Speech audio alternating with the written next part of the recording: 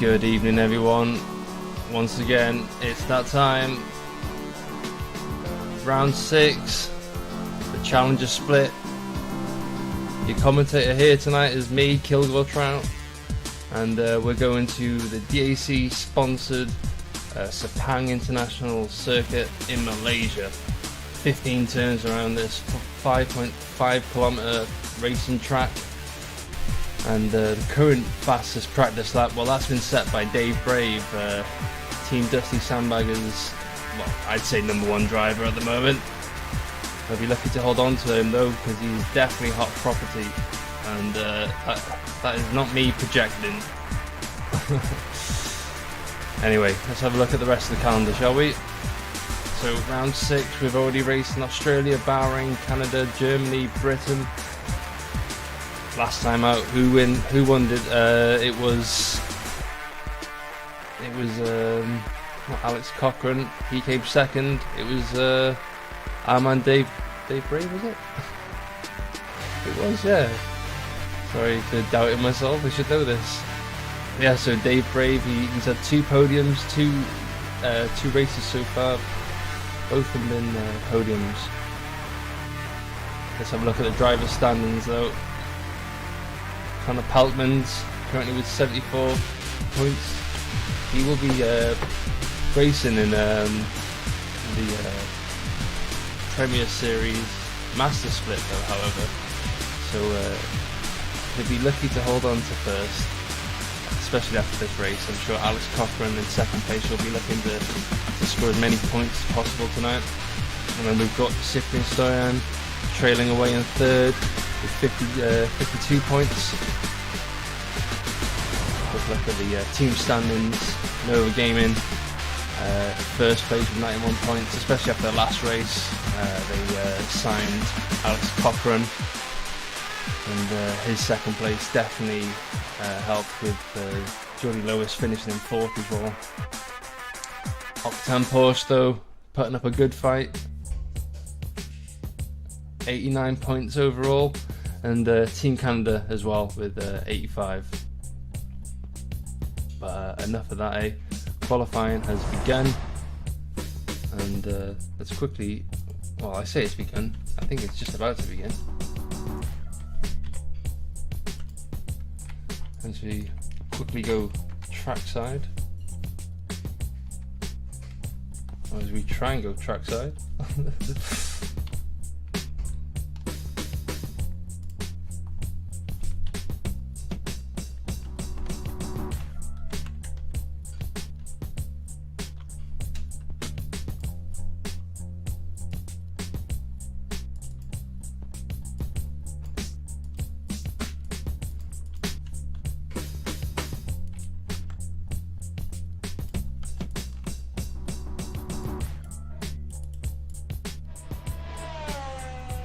rolling with Alex Cochran currently.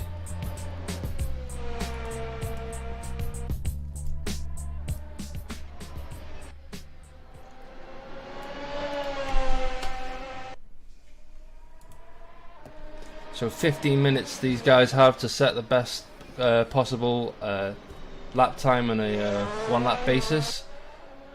Really is the one to prove whether or not, you know, you're the fastest driver overall. I mean, they say it's all determined on race day, but if you're fast on a one lap basis, I can't even talk. If you're fast on a one lap basis, then surely you're faster overall.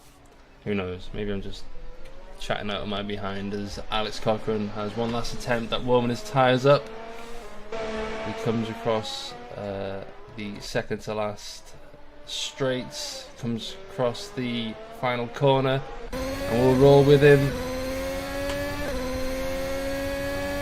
under the shade of the grandstand up into 8th gear. Now it's braking just before the 50-meter board, tuck in on the right hander there.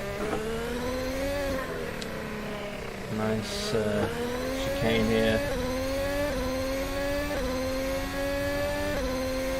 And you might hear a lot of drivers complaining about not being able to see apexes around this track, but it's got such a nice flow to it, I believe. If you put the setup dialed in properly in the car, then it's very enjoyable.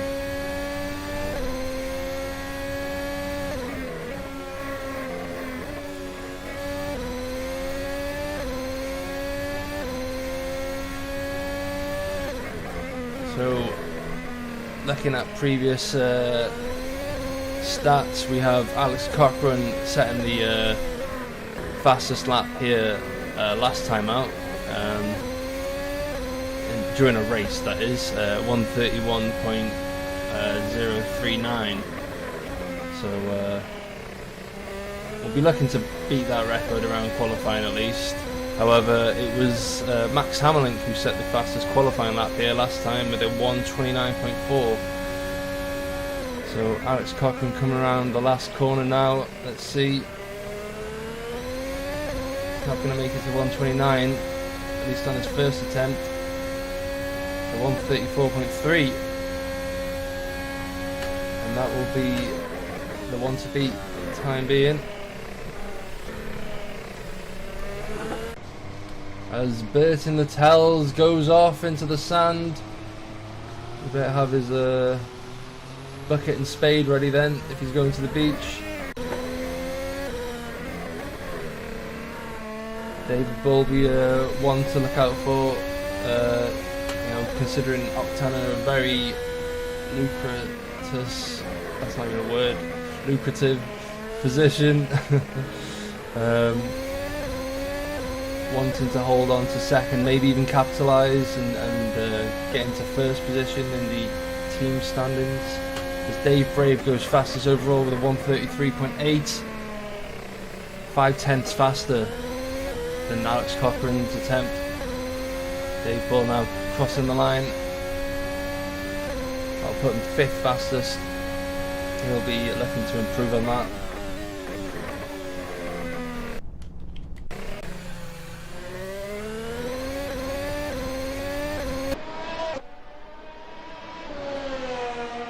Alex Cochran, who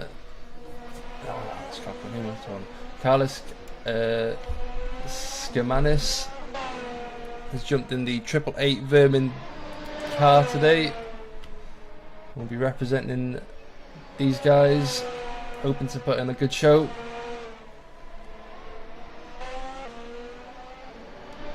Still finding his feet around this track, as are a lot of drivers. Many people not that confident around here.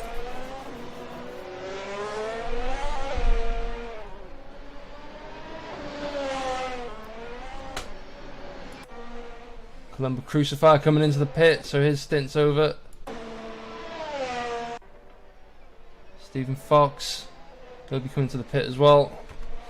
And I've not bound a free to look button, unfortunately. So, have to bear with me. goal.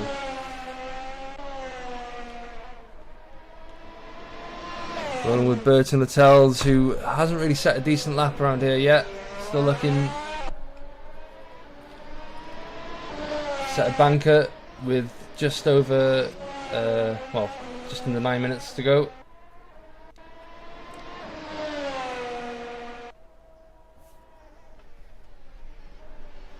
Cyprian Stone will roll with him. He is currently down on his lap, I believe. The Delta's not working for him, unfortunately. That's just a Sepp Corsa at its finest.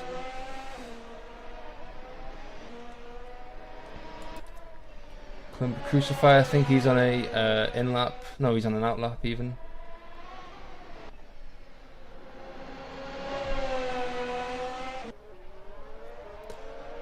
But the predicted strategies, let's have a look. A soft, medium, medium, and a possibly medium hard strategy. So a lot of the drivers will probably opt for the soft tyre.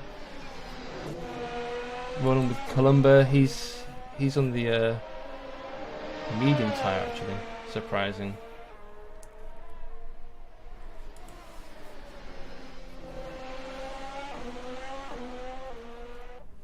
Columba's not really been able to really score decent points around any of the circuits so far, so let's stick with him, see if he can put on a good show for us in qualifying, because he's definitely fast on a one lap basis. He's proven that with taking, I think, 2 fastest laps during the race.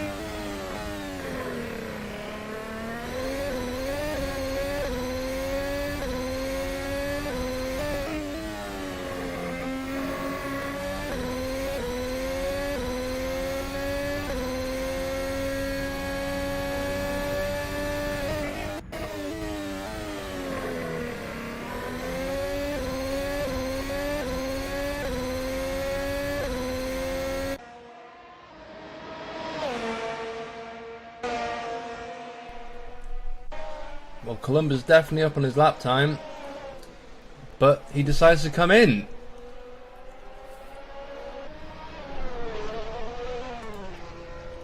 Wasn't happy. He's decided maybe another attempt is best. As Dave Brave comes around the corner, up on his time, 7/10. Some say he needs to be in the master split due to his pace, but I mean, this guy apparently he's never been in a league race, a league series before, so to come and just kind of start taking podiums straight away, that's some feat.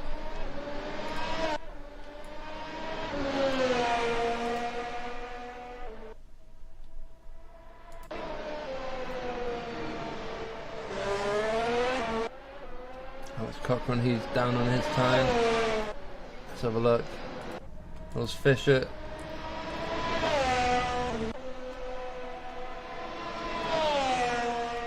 Representing CRG Junior. Oh, bit of a lock up there coming into the first corner, but he's still up. Let's roll with him.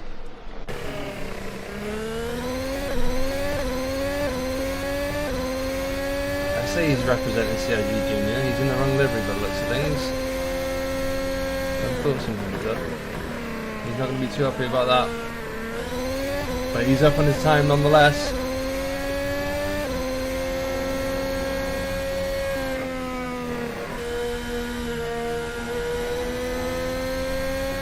Having to lift off there just in case he runs out of track, but a wise move.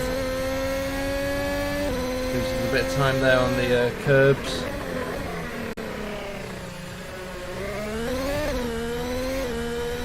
Unfortunately, car escaping there out of that very slow exit, and he's just lost 5/10. Unfortunate for Mills. Still has another attempt in the bag by the looks of things though.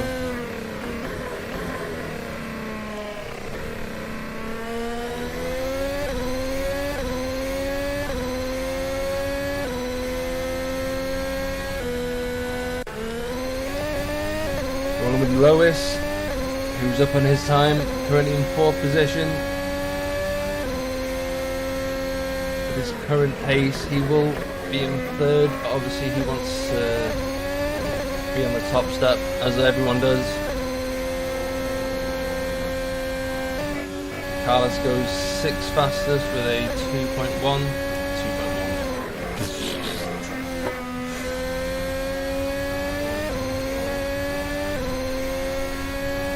I pressed the wrong button. At least I know what that does.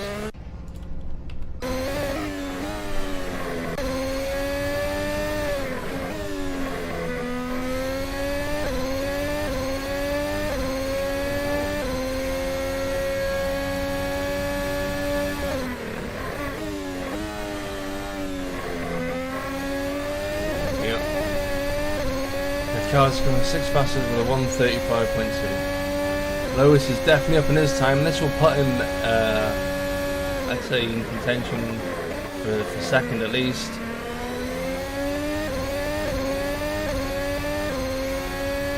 Christopher goes 2nd, but Lewis jumps him.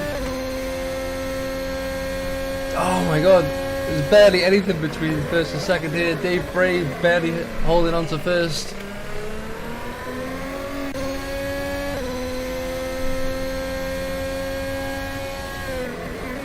Cochran comes around the last corner. He lines up for a shot at the podium.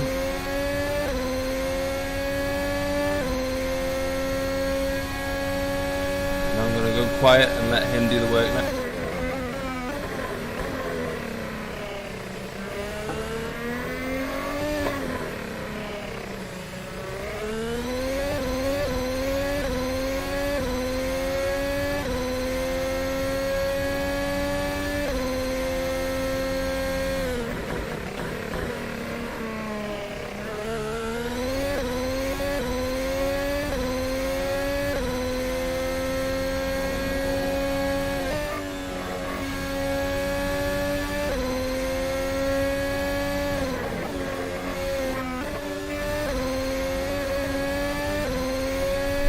Why are you going quiet, you ask?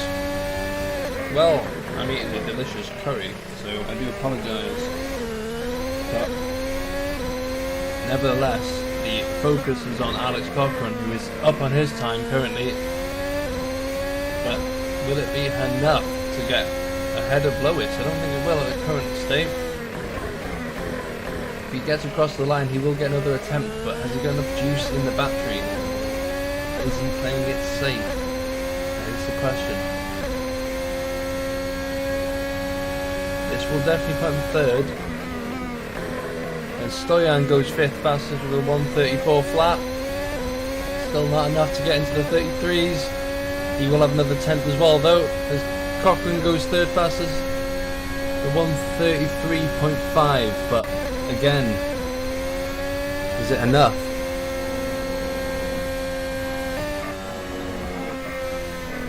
Lewis has to back out of his lap. Dave Brave is on another flyer though. It's hot. He will be breaking into the 32s at this rate.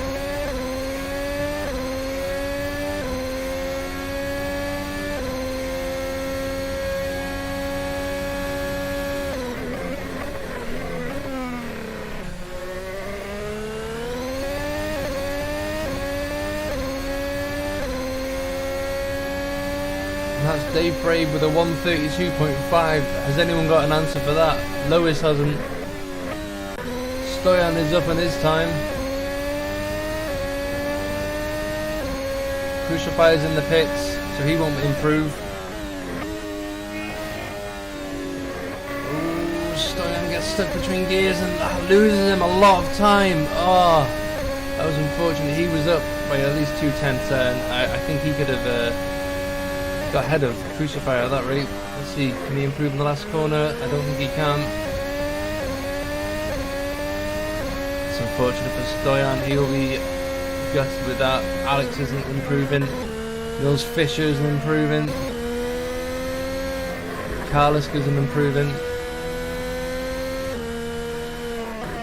Fox goes 8th. Well, I think he improves in his time, but doesn't improve in his position. I think that is qualifying. Littell's, yeah.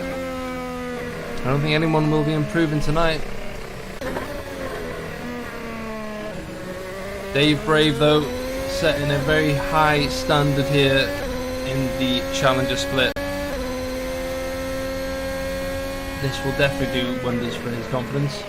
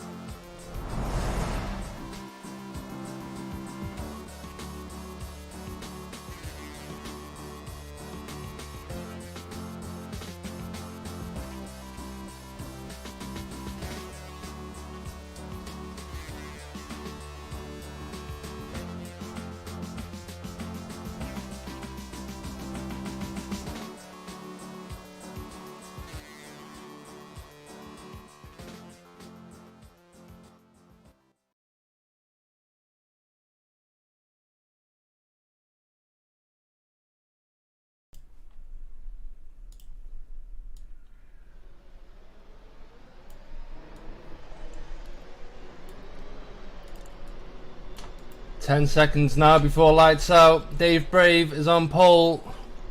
Who's got the answer to stop him? 6 lights, red. Here we go. Away we go. Good start for Team Sandbaggers as he's pulling away. Seems nice and clean so far as we head into turn 1 of the DAC sponsored Malaysian Grand Prix. As I quickly switch. Cyprian Stoyan's battling for position here.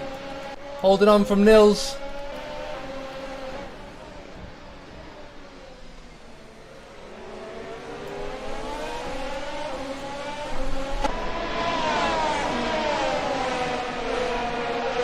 Nils looking for a way around. Alex Cochran's caught up with Dave Brave by the looks of things.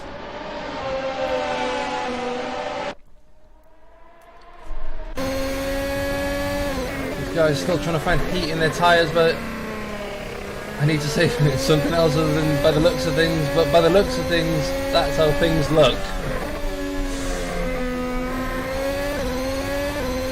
Very late apex, that one will catch a lot of drivers out if they're not careful. This also will catch drivers out if they've not dialed in their setups. Stoyan's up to 4th.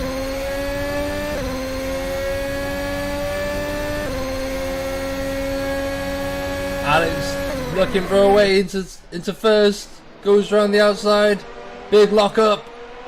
Will stay in the slipstream of Dave.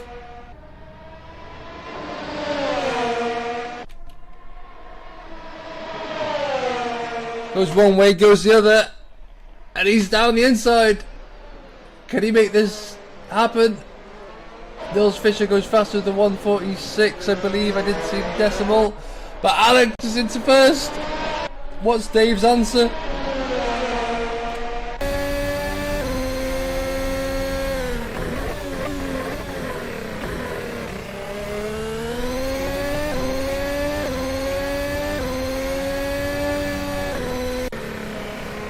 There's a battle going on here for 7th position.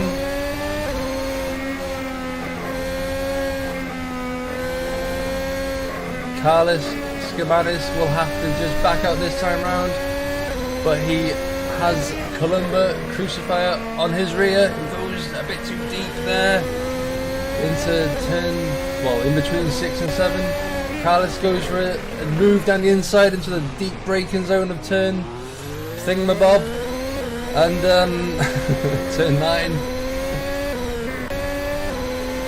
Shady's trying to get his way around the other team sandbaggers, driver Burton Mattel's.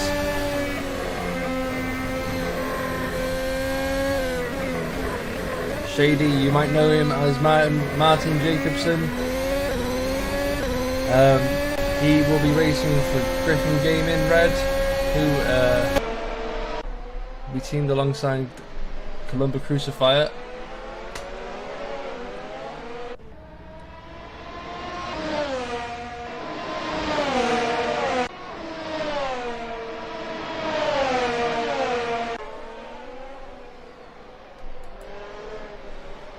A nice battle going on for 6th and 7th, 7th and 8th here.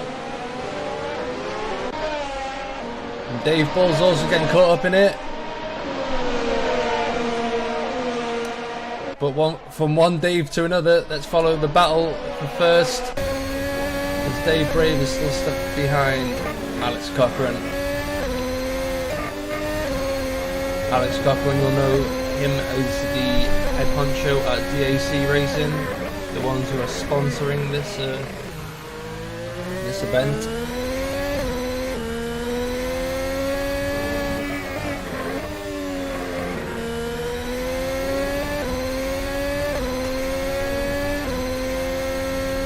Previous winners at the Malaysian Grand Prix include the likes of Oscar Williams, who won for Octane Energy in last season.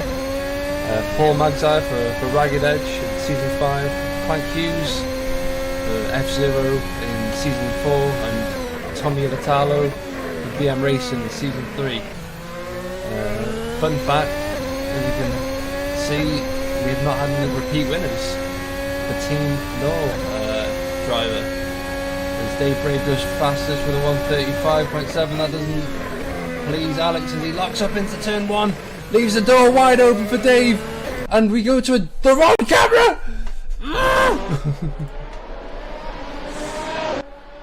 It's close, but it's not close enough for Dave as they head into turn 4 now. Side by side, but Alex has the inside.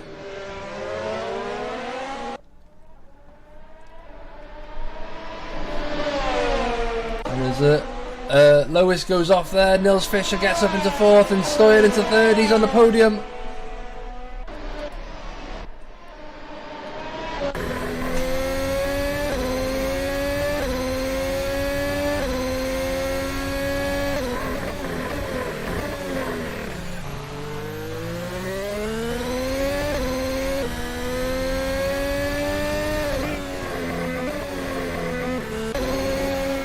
Apparently Lewis wanted to get back around Nils Fischer. He's not patient enough though and ends up in the sand. It's not where you want to be. You want to stay in the grey stuff.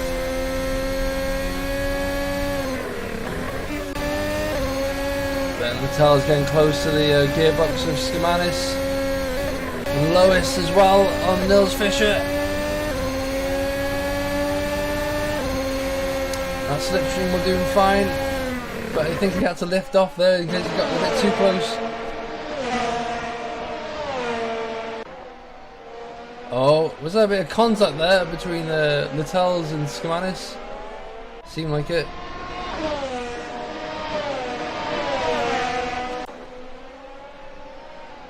And Nils Fischer and Lewis side by side. Two drivers also side by side. Oh, near enough. Alex staying ahead this time round. This will be frustrating the likes of Dave. Both drivers on the soft tyre. Whilst we're at it, why not talk about tyre strategies? And you can see drivers will be looking to pit around about lap 6, or between 6 and 10 if they're going to go for the soft medium run. It all depends on how brave you are on the likes of the soft tyre, really. Also, you don't want to compromise the use of the medium tyre and the longevity of it. But yeah, if you're going for the 2-stop, that's what you want to do, which is probably what these guys are going to do. We'll stick with them though. Let's see how brave they're feeling.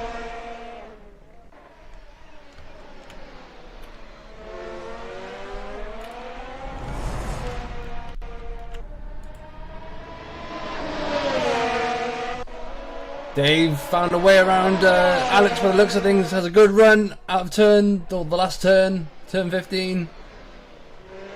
And Alex has no answer by the looks of things.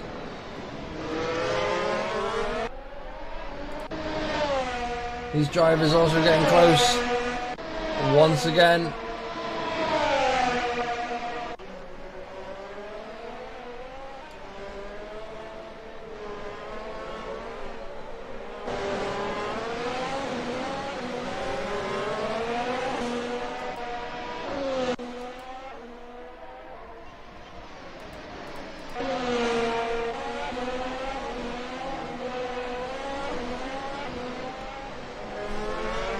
Dave Bull making his way around Skimanis now.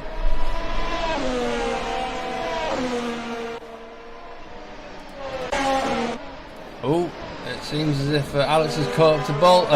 Alex has caught up to Brave.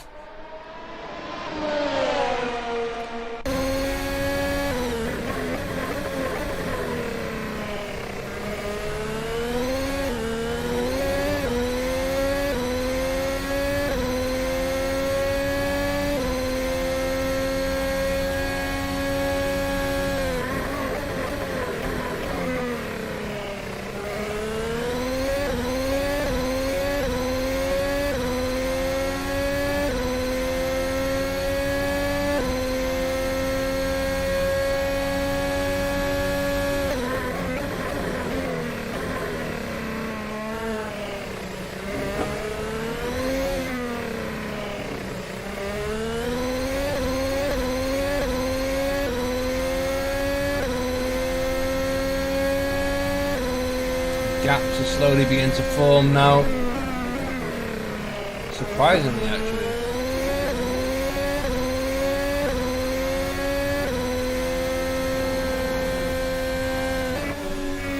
Alex Cochran actually struggling to stay within a second of Brave, just about holding on. But I think, by the looks of things, each car is tuned differently, so certain part of the circuit seems to suit Alex a bit better, and he seems to catch up quite easily.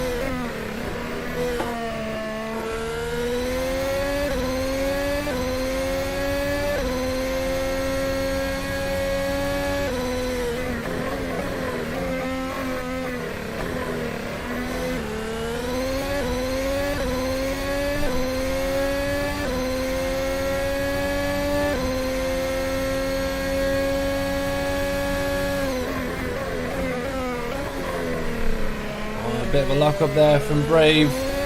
Maybe it was intentional just to get around that corner. But it might just give Alex a bit of an opportunity as they stay out for another lap.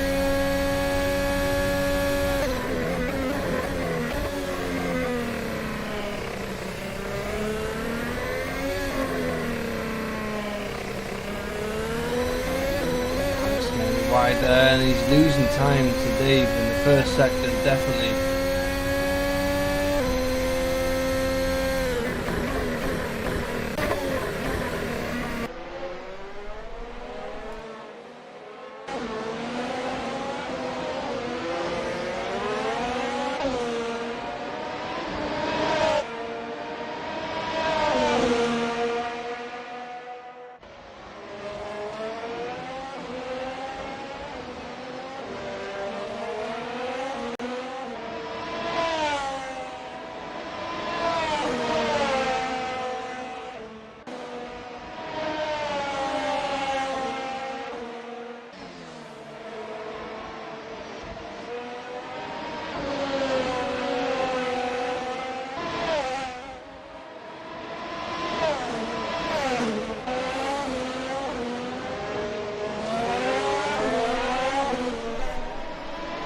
Fox is stuck behind Littell's here on lap 8 out of 32 around the DAC sponsored Malaysian Grand Prix at Sepang.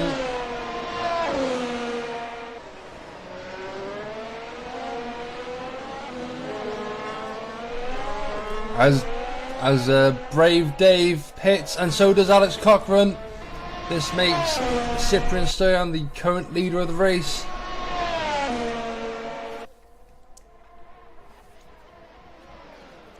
As he goes a bit too deep there, that's not going to help him. Nils Fischer also pits.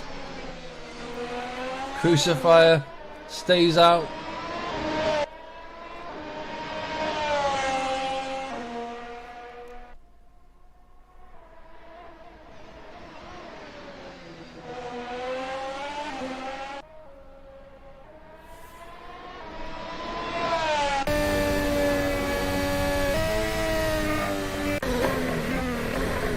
Burton Littell has found himself behind his teammate after staying out.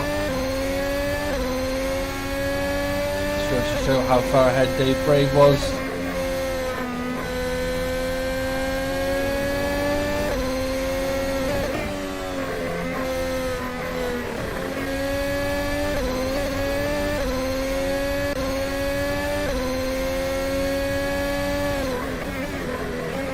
Surprisingly, Littell's is ahead of Alex Cochran, so it was a great pit stop from Dave Brave, perfectly timed to have his teammate hold up Alex Cochran perfectly, and he's allowed to. He's perfectly within his right to, especially the fact Littell's is on the medium compound tyre by those things, so he'll be looking to go even longer. Alex obviously on the fresher compound tyre. Dave Brave getting ahead here of Crucifier, or at least trying to. Crucifier stays ahead this time round. As Stoyan pits.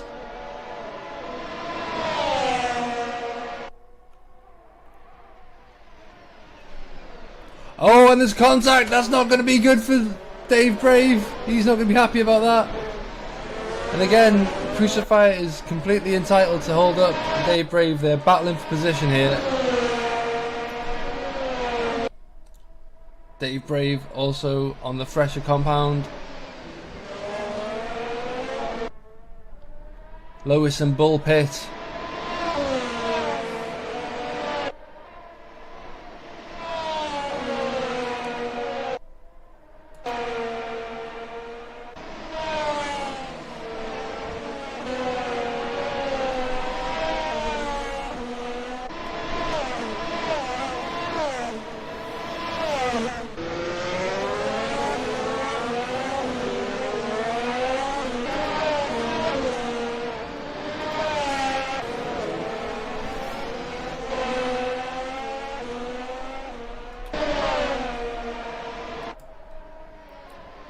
Cochran catching up to the Crucifier now. Order will be restored once he gets past Crucifier. Will Crucifier holding up for long?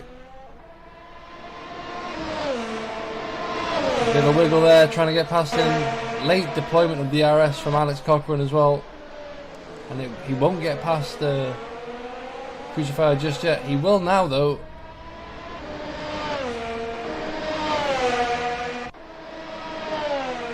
Alex set the fastest lap so far, the 1:35 flat.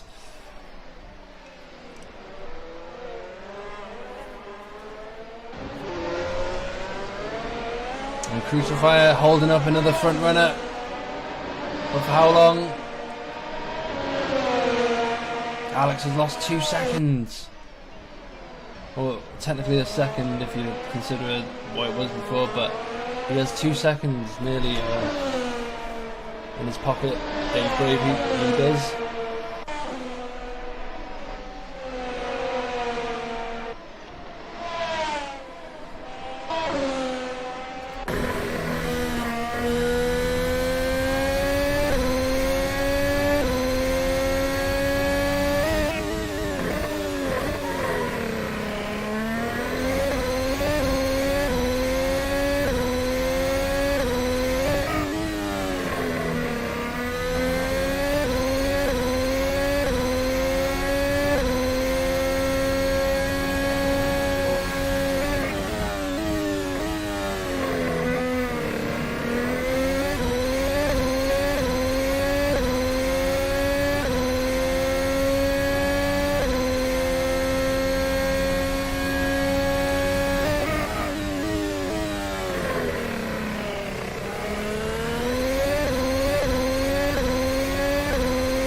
Dave Brave goes fastest with a 1:34.5, so 5/10 faster than Alex on his last lap. Alex was, well, his last lap was a 1:35.8, so he was on 2/10 slower.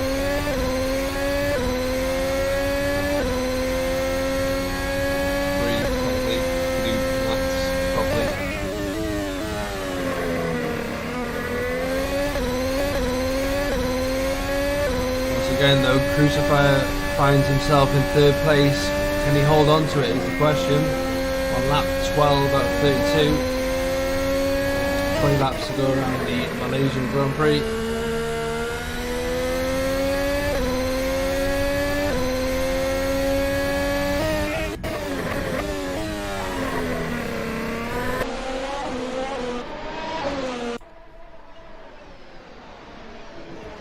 Lewis finds himself behind the other Griffin Gaming red car as the battle for 7 continues.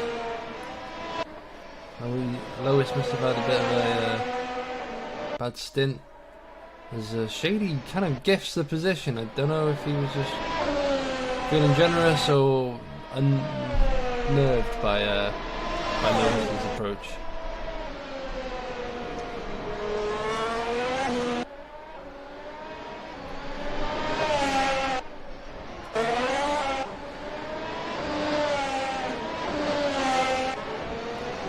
Manis is up on his time.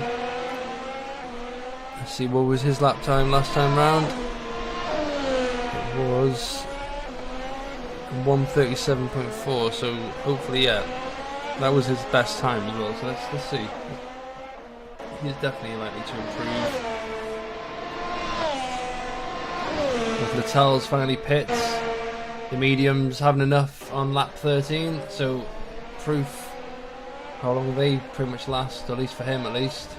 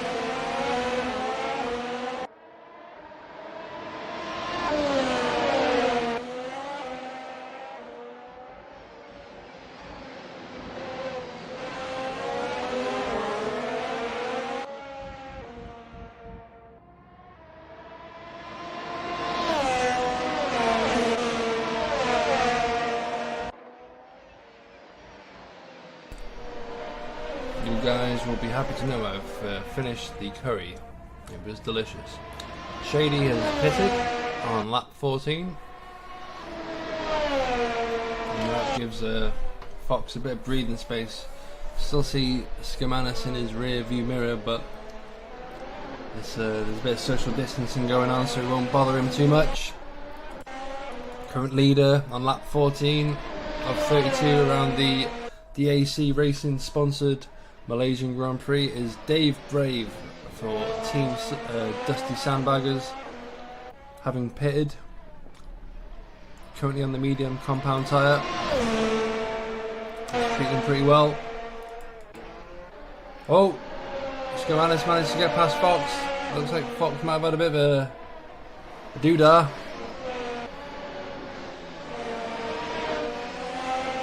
Oh, apparently people can only hear me in their left ear. Let's sort that out. I do apologise.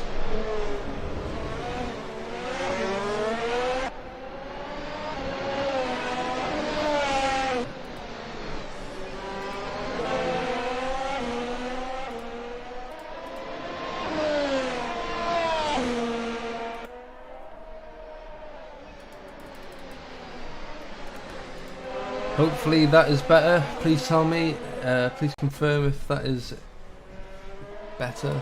Can you hear me in one ear or in two now?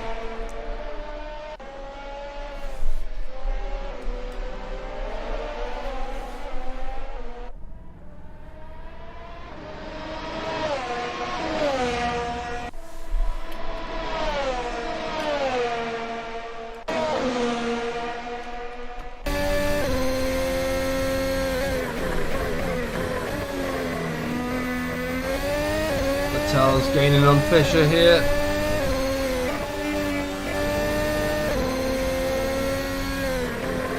Oh, he's getting a bit of oversteer. The rear's trying to escape him. As a lot of drivers will find out, this track tends to want to do that to the cars. You got to be careful. You want to push it, but not push it to the limit.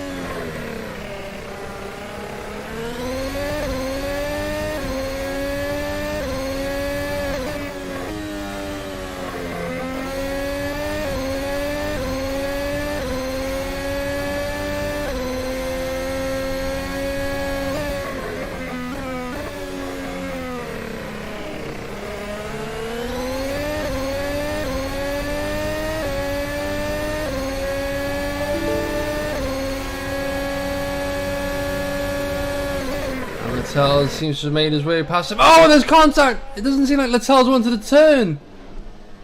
Nils Fisher will have to pay the price for Littell's mistake. Lois gets past Littell's and is now stuck behind Fisher. For how long?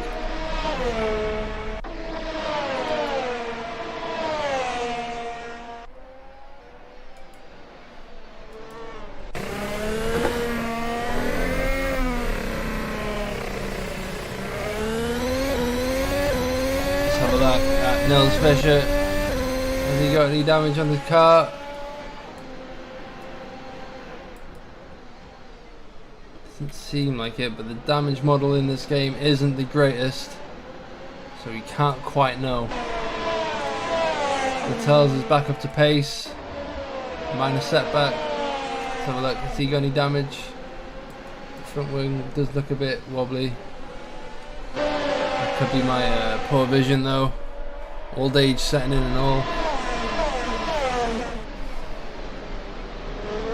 Have a lock up there from Littell's.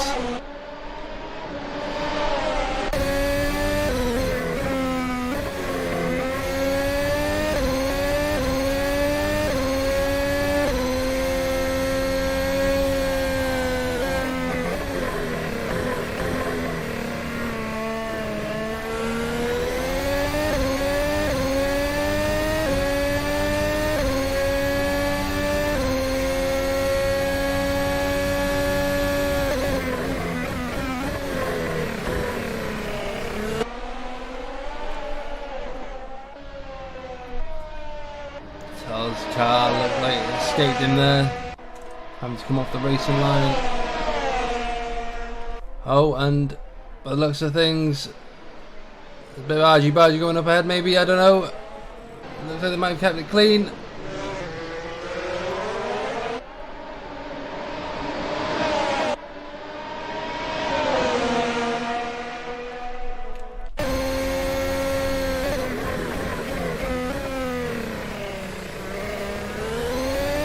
Two ahead, barely giving any room.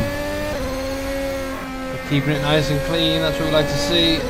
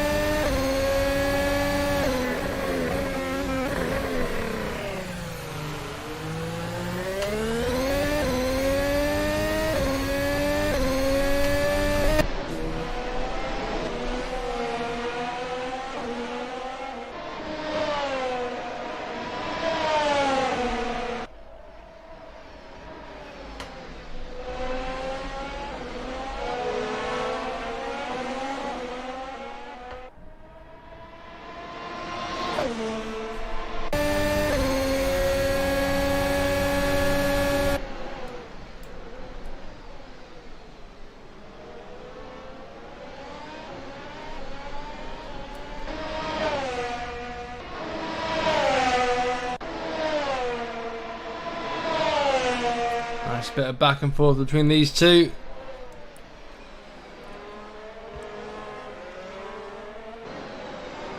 Let's see how desperate these guys want to get sixth position.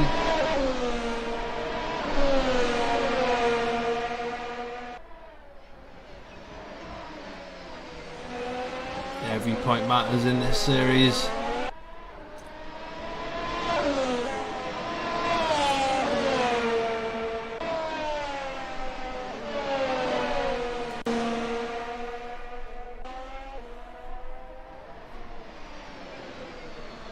And the battle that's forming at the back of the grid between Skimanis and Bull.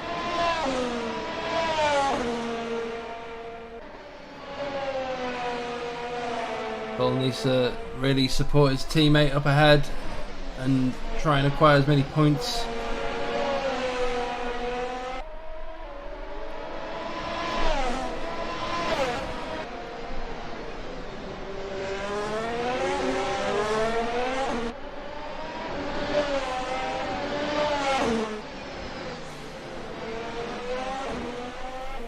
Oh, and there's a spin there from Spinning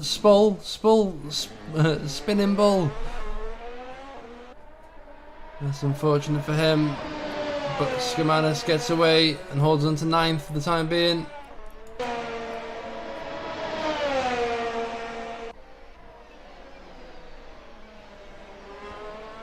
Going to the other Team Dusty Sandbagger, Dave Brave, just extending his gap further and further now.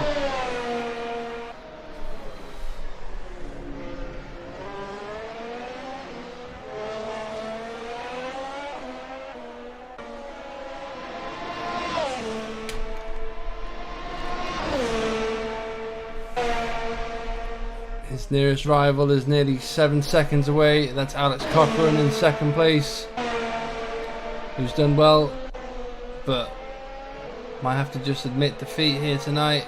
There's still obviously 12 laps to go, but that gap is just extending with each lap.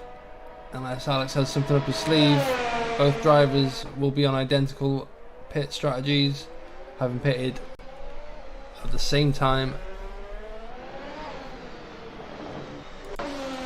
Oh no, Bull's found himself in the sand again.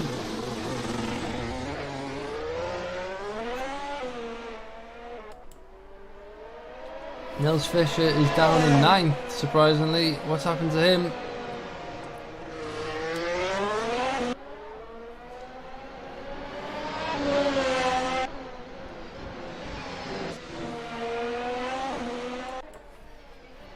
Skimanis.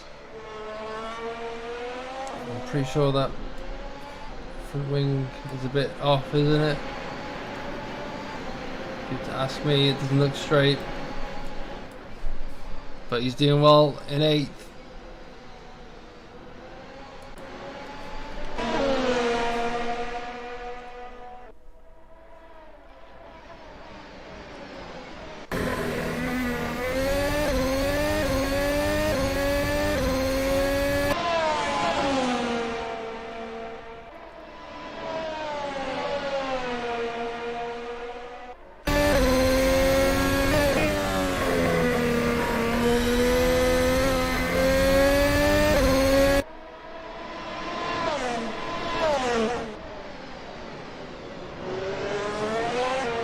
David Bull's in the pits.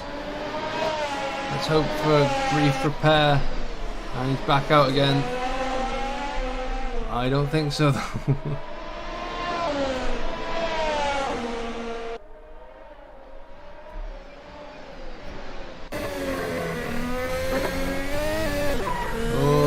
Vettel's struggling on these tyres.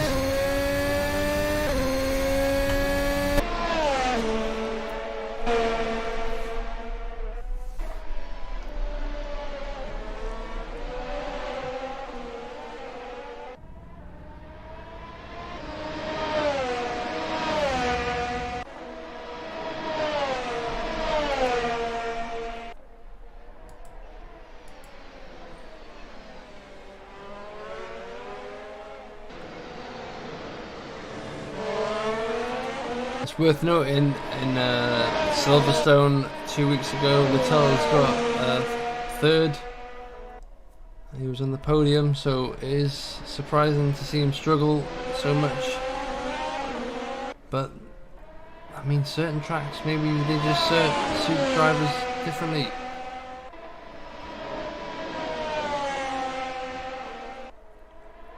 He's not going down without a fight though. As he's proving now to Lewis. Dave Brave pits on lap 22. Should we have a look at that pit strat as Latels goes off. Alex Cochran's also pitting. Stoyan's pitting as well.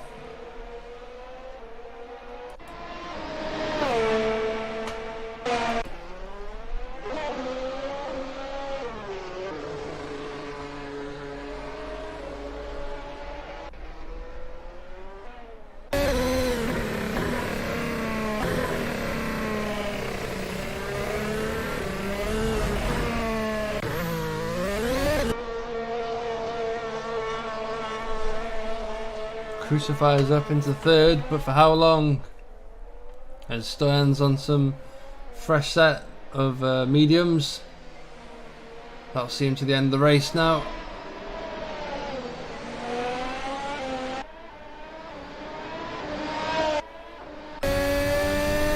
Stoyan, this time 2 weeks ago, missed out on some vital points from a poor pit call. So it's nice to finally see him matching the pit strategies of those ahead.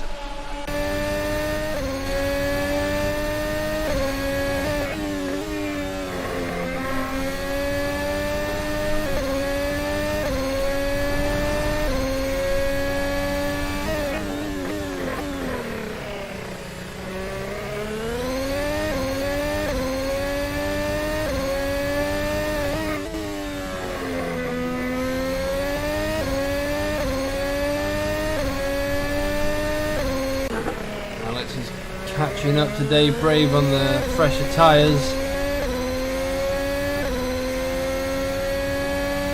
Still has at least a straight's worth of distance to catch up with him.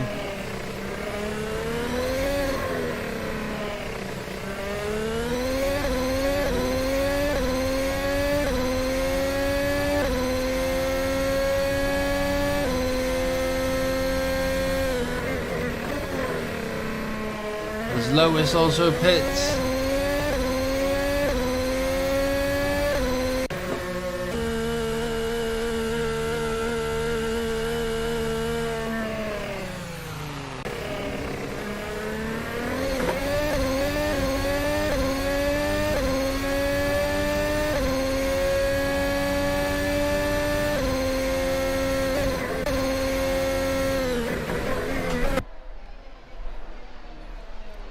Fox makes it ahead of Lewis, who exits the pit ahead of Nils Fischer.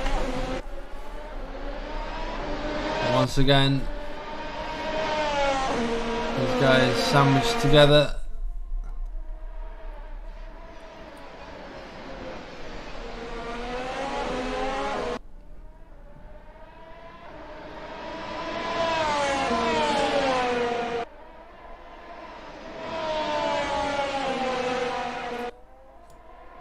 Brave Dave setting the fastest lap of 1:33.6. Fox goes wide and leaves the door open for Lewis. Nils Fischer now in his slipstream. Oh, and that's Fox spinning the wrong way around. They'll just have to gift that position to Nils.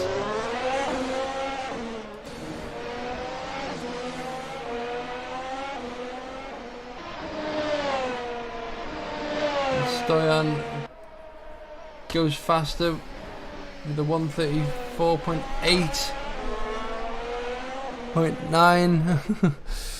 Sorry.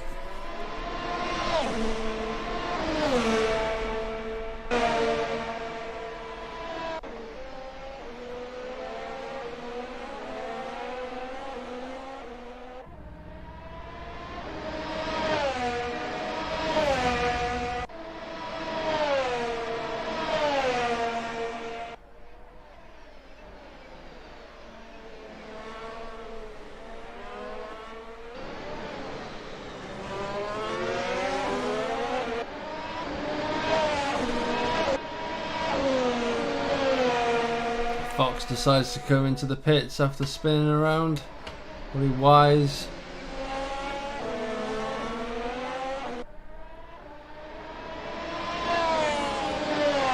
That puts Skimanis back into 8th position.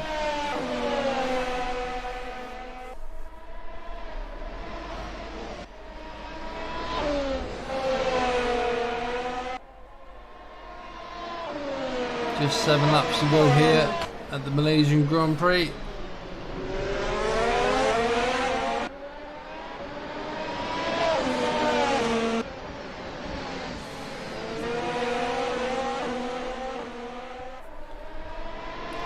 If you've just joined us, these guys have been battling for a couple of laps now. It's Dave Brave who's pretty much led this whole race, though. There's a bit of a moment where Alex Cochran overtook him, but Dave was quick to steal that back. Cyprian Stone's currently running in 4th, but I believe Crucifier might pit any time now for a set of softs. I could be wrong. He might try and see it out to the end, but Stone will be catching up on the fresher set of mediums. As Lewis has had a bit of a spin, I believe. That'll be that. It wasn't Lewis, it was Nils. I predicted. I saw on my screen that there was contact between Lewis. Obviously, he didn't spin, but Nils did. That was really weird.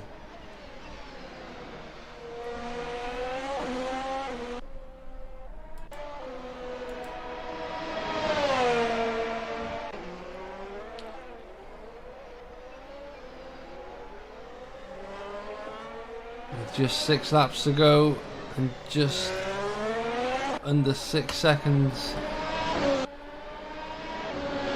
Can he really make much of an impact on the rest of the race? Ooh, Alex is on the soft tyre. Interesting. No wonder he's gaining. He had to try something, didn't he? Dave is probably on these. Yeah, he's in the mediums, playing it safe.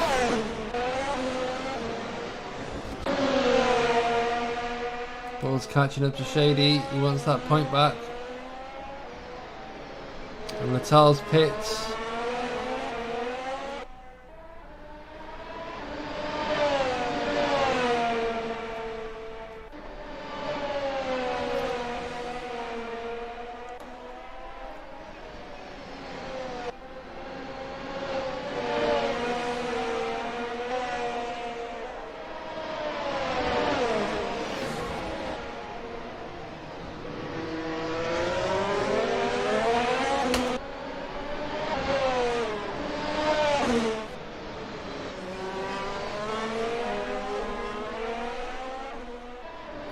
Something's just happened because Alex is now 2 seconds off the pace. 1:36 that last lap, whereas Dave went nearly Well, he was a second off his fastest, but he went 1:34. So Alex must have made a mistake that last lap.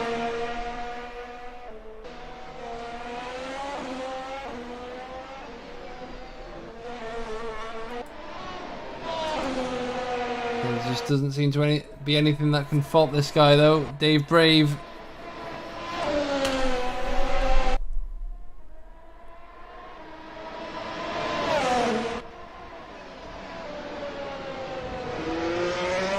I'll be surprised if he's still in the Challenger split next race. He's definitely gaining confidence with each race.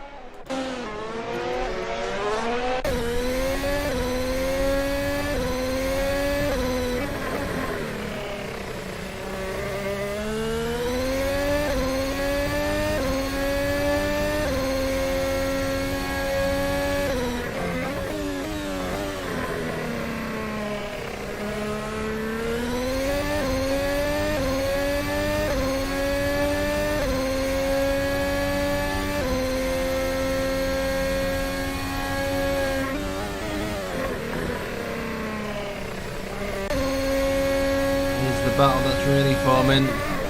Crucifier goes his last lap with a 1:35.5, Cyprus Stoyan with a 1:34.9. So Stoyan is gaining each lap. 4 laps to go. You can see he's already nearly a second off now. Stoyan just needs to be patient. Crucifier's tyres are pretty much shot by now.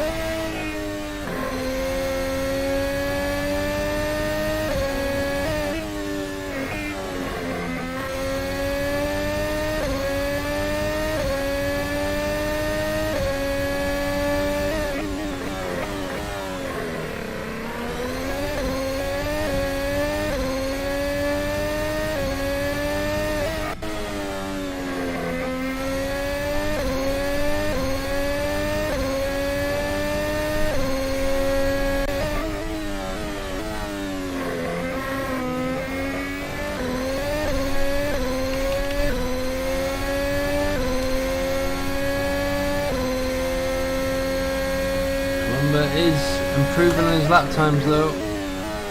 He's in the hard compound tyre by the looks of things.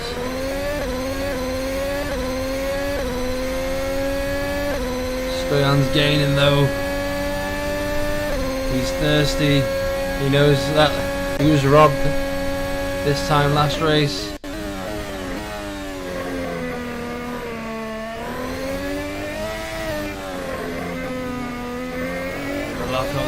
Crucifier. That'll play right into Stoyan's hands.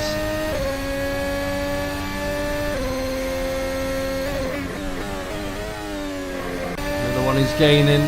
Fox, after making that mistake earlier, finally caught up with Skamanis. But he's making a mistake in the near enough the same area.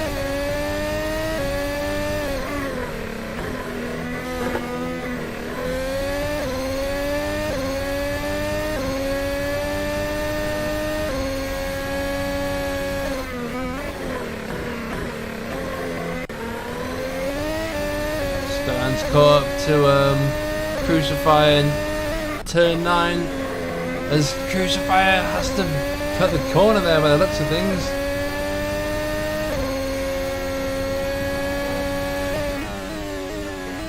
Dave Brave and Alex Cochran embark upon lap 30, just 2 laps to go for those two.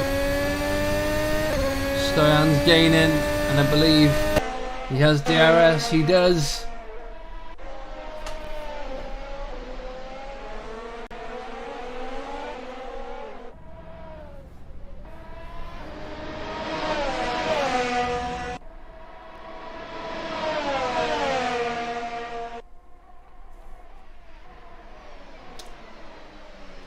Crucifier will have to place his car perfectly if he wants to stay ahead.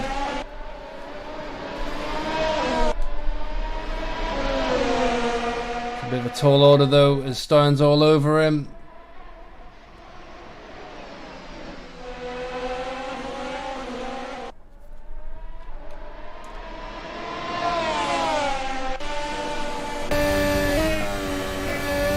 Latels goes fastest with a 133.666, the Devil's fastest lap. Stone loses a bit of time there. Gives Crucifier a bit of a breather. Probably not for long. As he's late on the brakes, he can do that on these fresher mediums. Crucifier really pushing the limits of track there.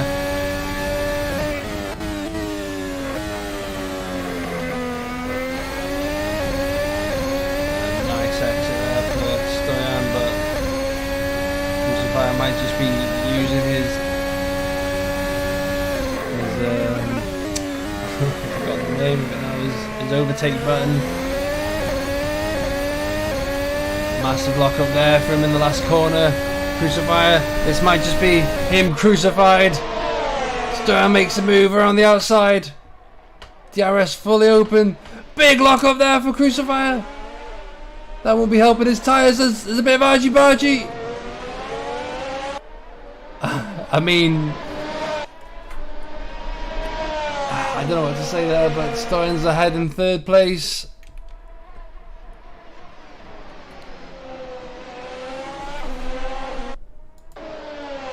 Fox trying to get past Skamanis.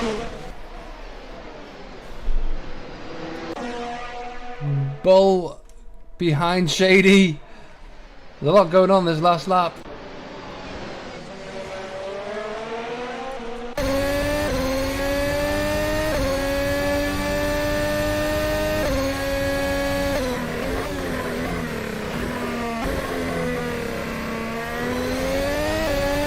Might just have Skamanis now. You'd think so with DRS and being that close. Good exit. Soft compound tyres. Oh, what happened here? What did I miss?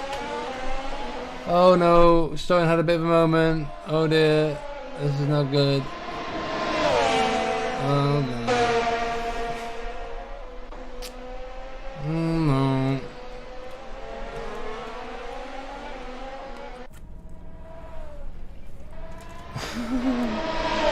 This is horrible, I can't watch. Stoyan has DRS open. Can he get ahead? A lot of braking. Oh god! This contact. Oh, come on! Oh, I think.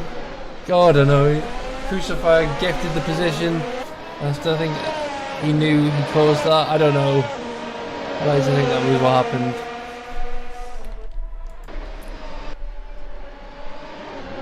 Skamanis not putting 7th down without a fight, as Latels goes fastest with the 133.5, clearly hoping for the fastest lap point.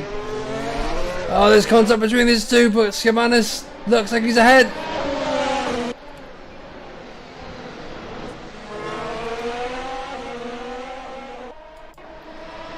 Crucifier has Fisher trying to battle him for position right now. I don't think that's very wise.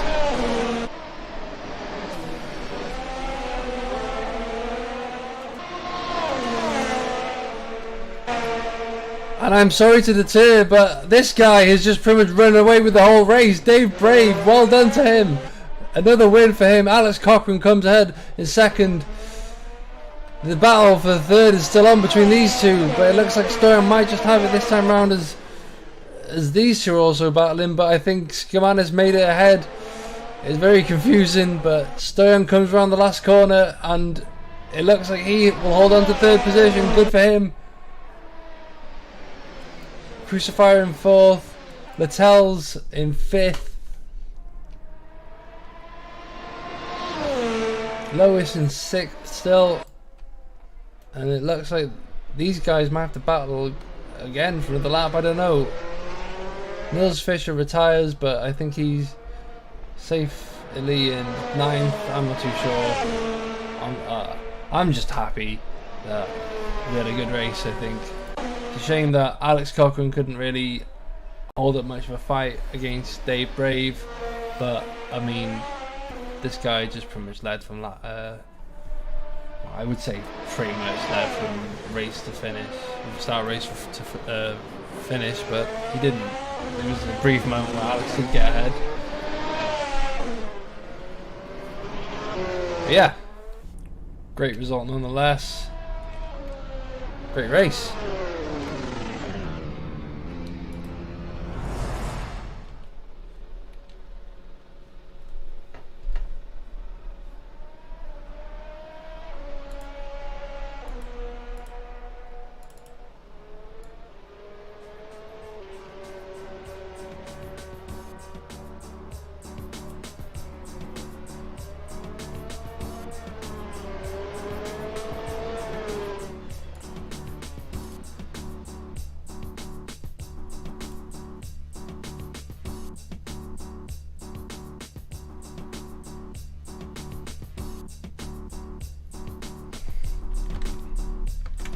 So the results, after all, of that commotion: Dave Brave in first, Alex Cochran in second, Cyprian Starion in third, Columba Crucifier in fourth, Bertin Littels in fifth, Geordie Lewis in sixth, Carlos Gamanis in seventh, Stephen Fox in eighth, Nils Fischer in ninth, and Martin Jacobson in 10th, with David Bull finishing off in 11th. So yeah, interesting race, and if you like that, then stick around because we've got another one coming up for the Master Split.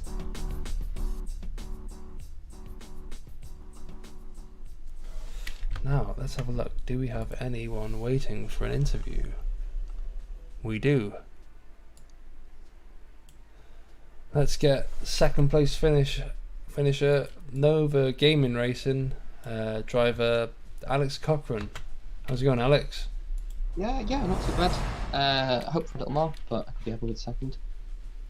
So, I mean, yeah, walk us through it. Yeah, I had a pretty good start. I think I jumped Geordie, and then not long after that, I actually jumped Dave as well. Well, past him on track. I'm sure you caught on the stream. We were battling for quite a while. A little similar pace, little mistakes here and there from both of us. And then just after the pit stops, his pace on the mediums were just phenomenal. It was so much faster than everyone else. I just couldn't keep up. And that middle stint won him the race, definitely. I mean, what I was going to say is you did opt for the softer tyre at the end. I think he went for the medium. So there was a change in the strat at the end. I think he was just hoping, I don't know, to throw a dice in the mix or something. I don't know. Yeah, the softs aren't too good around here, but they're very quick for the first few laps. So I was just hoping I could close that gap a little bit after the pit stop. But he also, again, had really good pace on the mediums. Just kept that gap big enough to have the win. Well, it was a good result nonetheless. I mean, you and Geordie Lewis scored pretty decent points. So yeah, I think you guys will be leading the championship after this one. Fingers crossed. Dusty Sandbaggers is quite close too. So yeah, you're right there. They'll be catching up. But yeah, thank you for joining us, and well done on second. And we've also got Cyprian Stoyan racing for Octane Porsche. Good result there. You nearly lost out on third there. Yes. From the half of the race, I know I will fight with Lucifer. I'm still sweating. I can't find my words. I congratulate Dave and Alex. They are so fast here. Move them to Master Split. Yeah, I know, right? So you can get those race wins. They are too good. But yeah, I mean, it's still a good result for you. Walk us through it. Walk us through your strategy. Soft, medium. Yeah, thanks. Well, that's a good chat. Perfect. Works perfect here. I was thinking at you. from the last race when you say to me not to pit, and I think now to pit because Lucifer was the 15 second behind me. Yeah. So all the time I thinking of you. What Kilgore will say? What Kilgore will say? Perfect. I like So it. I decide to pit. All right. Oh, Well, it was I'm good. still. I'm wet. Yeah, wow. Too much information. But yeah, great result, man. I Thank mean, you. yeah, we were with you all the way. And yeah, I mean, we knew you were going to pull it through in the end. It was obvious you were going to be able to manage it. But I was at the limit. One mistake, and I was not able to catch Lucifer. So I focus all the time. anyway, get that bottle of champagne out. Thank you. Thank you for streaming. Nice one, man. And that's it for the interviewees even. Yeah, we had a good run tonight. Dusty Sandbaggers will definitely be catching up in the points. I think. Let's have a look. 79. Yeah, they could definitely be in it. Depends. We'll have to check on that at some other point. But with that in mind, how about we call it a day for the Challenger split? And yeah, you guys, if you're willing to stick around for some more racing, we've got the Master Split coming up in about 15 minutes time. Those guys will be qualifying. A longer race for those guys. Obviously, you got to be a decent driver to be in the Master Split.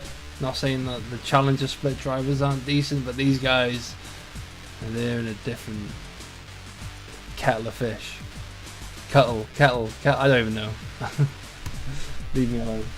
Anyway, I've been Kilgore Trout, and I'll probably be sticking around as well for the Master Split race. You'll be joining me and Martin Jacobson shortly. I'm going to stop talking now and let you guys maybe put the kettle on, go have a toilet break, and maybe just ponder and think about what just happened over the last hour or so. What did you just witness?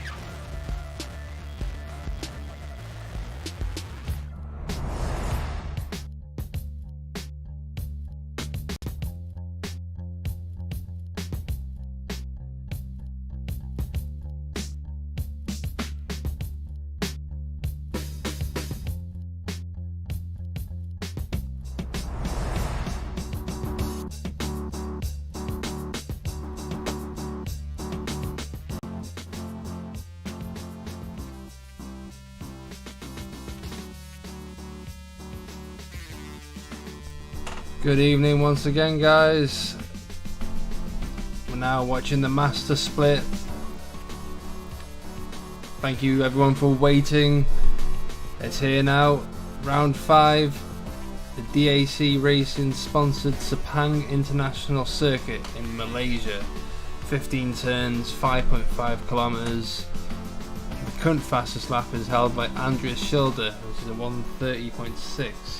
He'll be representing Griffin Gaming tonight. He's had quite a good run so far. However, I'm joined by Martin Jacobson. Hello. There we go. And we'll both be commentating tonight around 41 laps of the Malaysian circuit. Yeah, very excited to see the race. And Kilgore, just to let you know, I got the technical difficulties I had fixed. If that matters now, or if it's too late, I don't know. But I think we're just gonna roll with it. So yeah. We've got calendar full of circuits. We're racing Australia. Unfortunately, we've not participated in Bahrain just yet in the Master Split. That's been postponed. We're racing Canada, Germany. 2 weeks ago, we were in Silverstone in Britain, and now, once again, we're in Malaysia. Previous race winners in Malaysia include Max Hammerling. No, he was the qualifying pole sitter last time out. Oscar Williams for Octane Energy, Paul Magzire for Ragged Edge, Clank Hughes for F-Zero, and Tommy Latalo for BM Racing. But anyway, I've been waffling on too much now. Qualifying's just about to begin, and how about we jump trackside?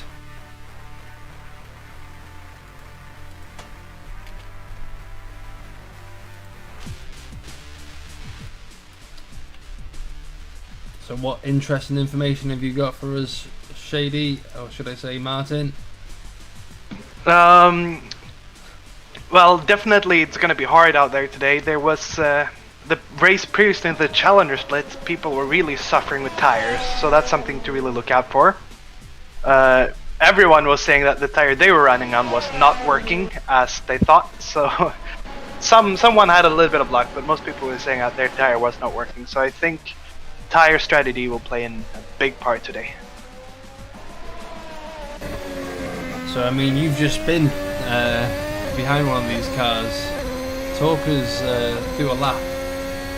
Oh, a lap. Well, where can I start? It's very sweaty, and you've got to be on edge all the time. Let me just really get a real quick circuit here so I can see. Because there are a few tricky corners. So there's a lot of hairpins on this track, which makes there's a lot of hard braking points, which makes it easier for overtaking in those points. But you also really need to utilize it to get a good exit on those straights. There's 2 corners, I get the numbers for you soon, where they're really dead, like out of your sight. So you really need to nail those and just be confident, because if you're not confident enough there, you will not be able to get the speed out of those corners that you wish to have. So I think that is the most of it. It's 7, 8, and 10 and 11. I think I'm talking about. That is just difficult to prove corners. Other than that, it's just you got to drive on edge, but at the same time, today it's really important to just save your tires. Rolling with Andreas Schilder, who's currently second fastest overall, 1:33.3. He's just set. He's rolling with the medium compound tyre, if I'm not wrong.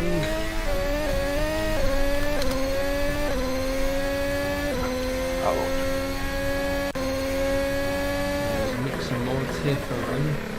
Here's the current pole sitter. He's on the soft compound tyre, so it looks like there'll be alternate strategies going on. Yeah, and that is something we saw in the previous race as well, that there was a lot of different strategies. So it's no one seemed better than the other, but I think you just got to utilize it to your advantage.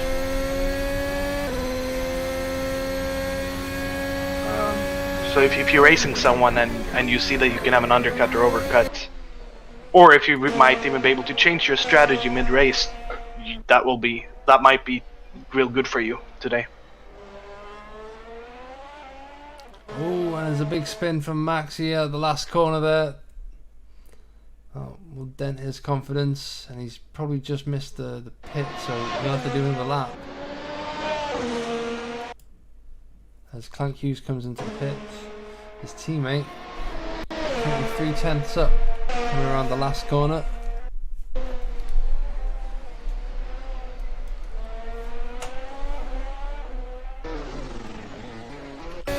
And what do we think about today? Have we talked about the current top standings? No, we haven't. Why don't we go through them? Yes, take it away. Oh wow, really? Hold on, I can take it away for you. So, after a splendid race last race I should say, sorry. Mixa actually made his way up to P3, so he's on the top 3 at the moment. Paul Maxire still in P2, fighting for the top position where Andreas Schilder is at the moment. So that's your top 3 drivers for today. And yeah, I think just talking about the 3 of them to start with, Mixa is going to be up and coming. He drove really well, and I think they will have to watch out for him further in. Well, I'm trying to talk while I get the rest of the list up. As for Andreas Schilder, who's currently first, I mean, he's been doing splendidly recently. I think was it last race where he had just had a massive gap, and hopefully for him, he will extend it tonight. Unfortunately, Andreas' championship rival Paul Maxire won't be attending the race tonight. We have actually got a bit of a low attendance, so I'm surprised it's not been merged with the other race. But oh well, you know, it's interesting. It's an interesting experiment tonight. Yeah, that will make it better for Mixa then, who will be able to close the gap to P2. Looking down though, we have Clank Hughes, who's dropped from P3 down to P4 now, and 7 points behind Mixa, who's now in P3. Further down we have Dave Southbird and David Halligan in P5 and 6, who is really close, just a 4 points difference between them. And then we have Christoph Bose, Damien DeGrasse, Douglas Falcon, and Jonas Van Dijk, and that's your top 10. Looking at the teams, Griffin Gaming is leading big at the moment, out with 114 points, followed by For Sahara in P2 with 82 points, and Looney Tunes Racing with 63 points. And of course the top 3 drivers are actually driving for those top 3 teams in the same order as well. Yeah, it's crazy how much the season's kind of gone in Andreas' favour this time round. Andreas this time last season was struggling to even get a race win. I mean, I say that he did get a few, but it was so on and off with him, and his consistency just wasn't there. Yeah, and you know, we all can prove. Maybe was it the same car? The car has been slightly modified for this year, correct? I mean, the car has been slightly modified. We were running a different car last season. Yeah. It was a 2019 car. This is 2 Right. years ahead. This is a concept car. Yeah. Clank Hughes goes fastest, but I think Andreas is just about to pip him. Yep, he goes faster again. It might have also been the name for Andreas, where he previously had the name of the slowest man of the earth, James May. Maybe that was a bit of a curse for him. Maybe it's just yeah.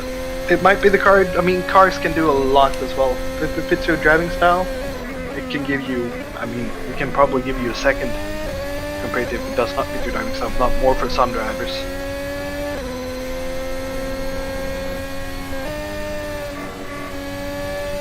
And predictions for tonight? I mean, Andreas Schilder is looking well at the moment, currently in top PE pole.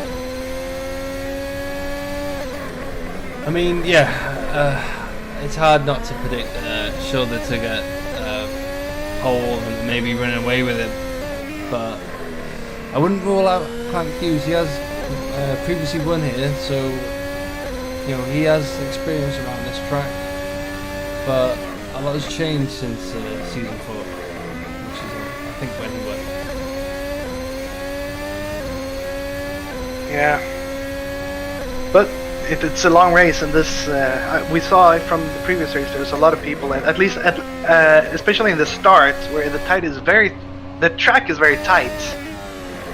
It's easy to come in contact with the others, so you'll really have to make sure you don't do that, because with all the hard braking points that you have and the tight corners in the start, everyone is so bunched up together compared to other tracks where you have, of course you always have T1, but this track has T2 and T3 as well, which are very tight.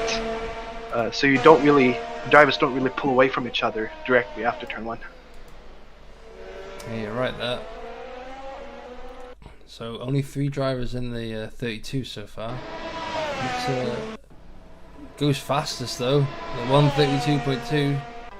That's good to see before the next round of a qualifying stint to begin. Yeah, and it's. I mean, I look at these times and I adore them. I think I got my fastest time in the race was 1:36, and I was happy with that. Seeing how fast these guys drove, I mean, I appreciated it before, but now when I drive the car myself, it's crazy. It's really crazy to see. To the pits again. Seem to be just Maybe catching everyone at the wrong time here. Yeah. Not sure but you mentioned it, but if you have, and everybody can see it as well, we this Malaysian Grand Prix is sponsored by DAC Racing, so big shout out to them for sponsoring. Yep, definitely. This race. It's the sponsors who keep us going, so yep, thank you DAC. Yeah.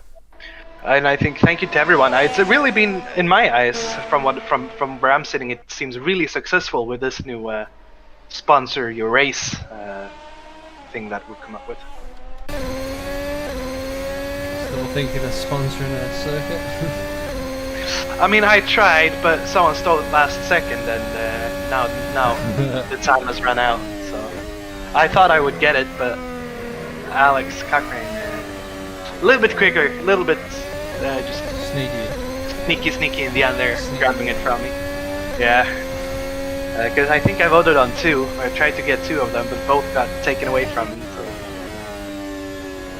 next season, I have to go for it. We've still got a few tracks to put up there. Oh yeah, of course. But I guess this is for everyone. If you want something, you'll have to pay the full price directly, or you won't get it. Rolling with Clank Hughes at the moment, 6/10 up, 7/10 up. He's finding time. Obviously the track grip is setting in as each driver goes around the circuit.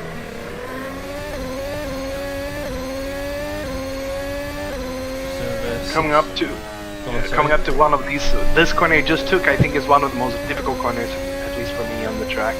Definitely, yeah. You can really unsettle your car if your car's not tuned in properly. Here it comes.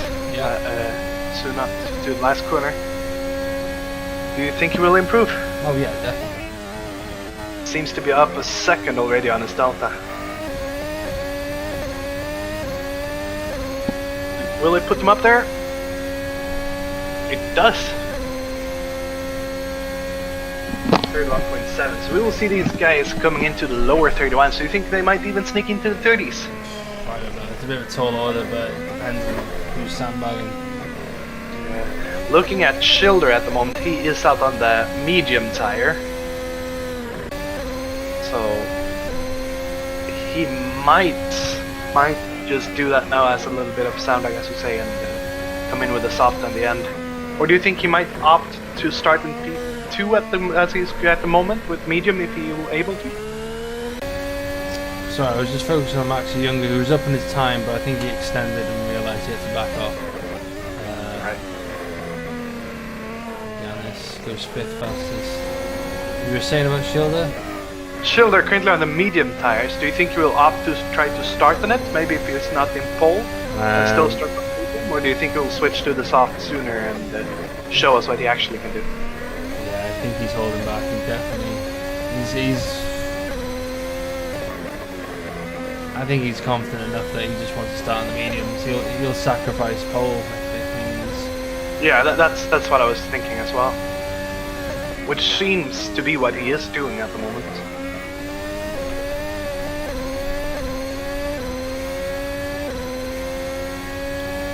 We'll see if he stays out. We'll stick with him just for the time being. Yeah, he's coming in. That's probably the soft call. There's so much they have to think about all the time right now. So he's probably been just out there and probably almost the last second call to get the soft. Since the time is running out, more or less, he won't have time to do too many more laps.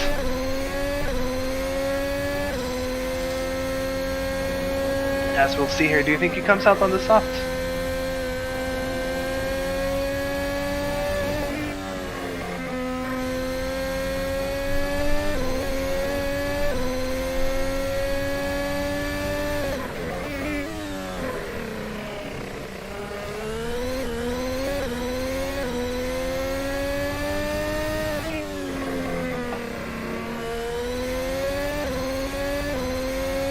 So we're with Mixa now. Surprising how much time people are finding the track still. Yeah, Mixa currently up 8 tenths on this Delta. Do drop a bit there though, down to 4. He dropped 4 tenths in the last corner. That was a really bad exit for him. Just lost it completely. But he knows where he can improve. Yeah, and he actually backs off a bit. He will come in, so he will have to hurry up with the tires on the car and go again. Everyone waiting in the pits now. One last chance. The last chance saloon, as they call it. And it will be interesting. They will have to come out without each other, so to say. And they don't want to have anyone in their way, giving them dirty air.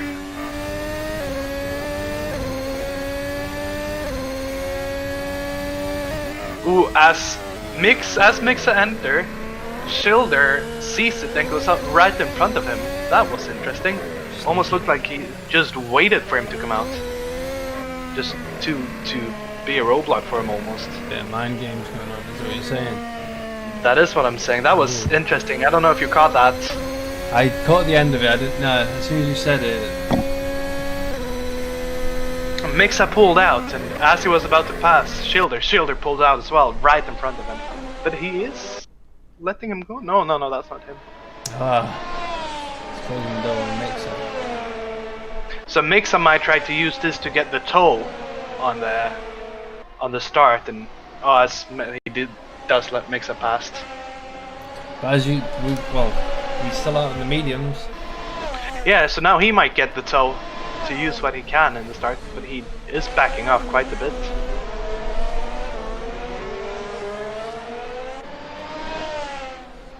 Well, this is interesting. It's the first time I really see people, I think, working tactically against other drivers in qualifying. As we're coming up to the 1 minute mark.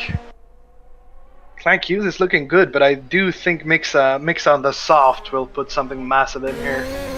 As for Schilder on the mediums, I'm not sure. Running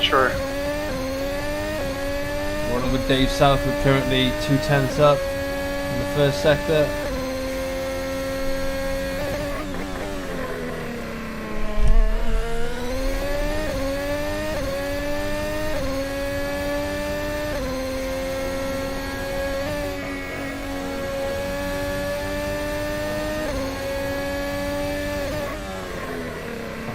Time, but we'll need a lot to jump.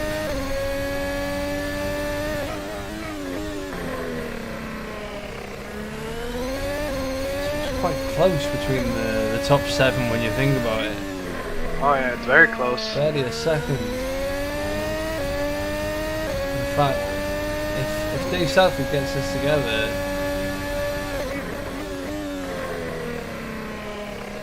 I would recommend you going in and checking the deltas of both Schilder and Mix at the moment, because they're almost the same at the moment. As I say that though, Mix commentator's curse and he drops all his delta. But Schilder on the mediums is up 4/10 at this moment. That's incredible. Dave Southwood doing 3rd fastest there. Schilder now up 5/10 as it comes up to the last straight before the last corner. Has a bit of a bad exit, but Yeah, Van Dijk going faster again. Nice to see. With Andreas comes around the last corner now. look at this time now. It's gonna be ridiculous. He goes fastest on the medium compound. On medium compounds, that is incredible. Maximilian Younger also up on his time. This might put him 3rd if he can get it together. Lost a bit of time there in the last corner. Just wanted to kind of get it past the line maybe. It's unfortunate.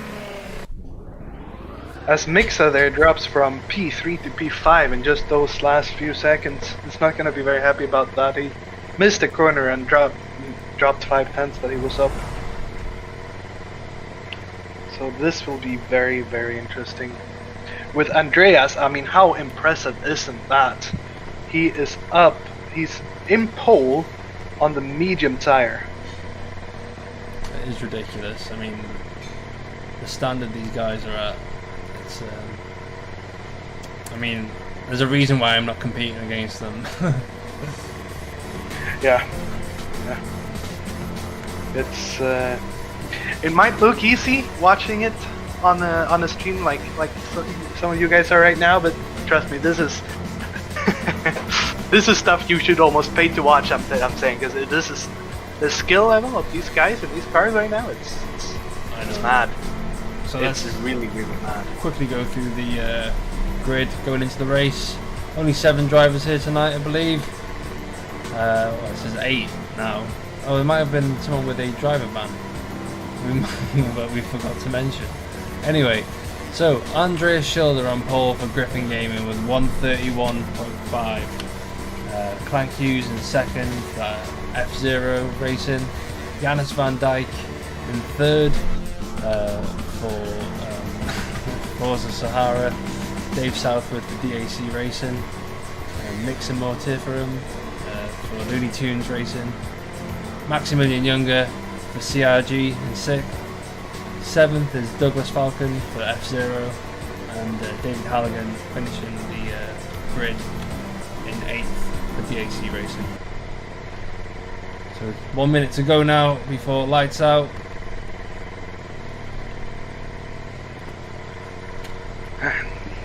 I can feel the tension rising. These guys are probably already sitting and thinking through their strats and what they're gonna do and how they want to start. I know, right? They can't let their nerves get to them, because there's so much to lose in the start, but there's not too much to win in the first few corners. Very important to remember. So do you want to quickly go through the tyre compounds for me? What are these guys racing with? So we have Andreas in the first position on the mediums and Clank on the soft, followed by Janus Van Dijk on mediums. Then we have the rest of the grids on soft, except David Halligan in P8, who's on mediums as well. 5 seconds now before the lights out. All lights are red. Cars revving, here we go. First gear, away we go. It's the bad start from Andreas as Clank has him covered. And so does the DAC racing car of Dave Southwood. Maximilian Young is up into 3rd. That's a brilliant start from him. as it seems like Schilder's just suffering there from the loss of grip with his medium tires. Maximilian, though, up now into third and got it solid, keeping it. Plank Hughes is vaulting away in the lead there. That is not the start Schilder wanted, probably one that he expected on the medium tires though. And Maximilian Junger, he will be very happy. Now up to third, he's going to be catching Schilder, who's in second now due to the medium tires. And will have to make his way past him as quickly as he can.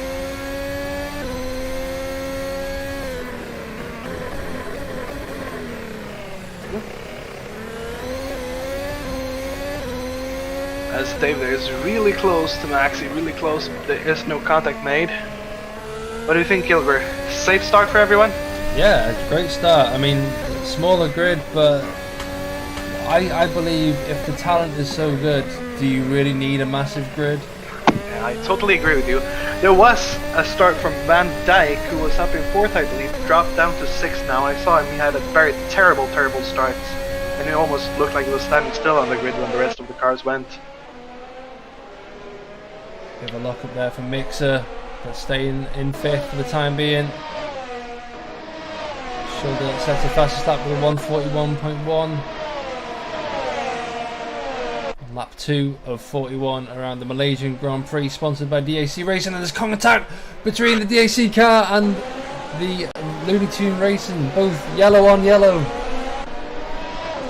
That's Dave Southworth and Mixer, so they'll both want to get that scrap out. But it seemed like it was nothing too hard, and that's just, I think, hard racing. Yeah, I mean that corner will catch out a lot of drivers here tonight, as it did in the Challenger split earlier on today. Yep. Looking at it, we have Hughes now going out a bit in the lead, but Schilder still on the medium tires in P2, and he's doing brilliantly on those medium tires compared to the soft drivers around him.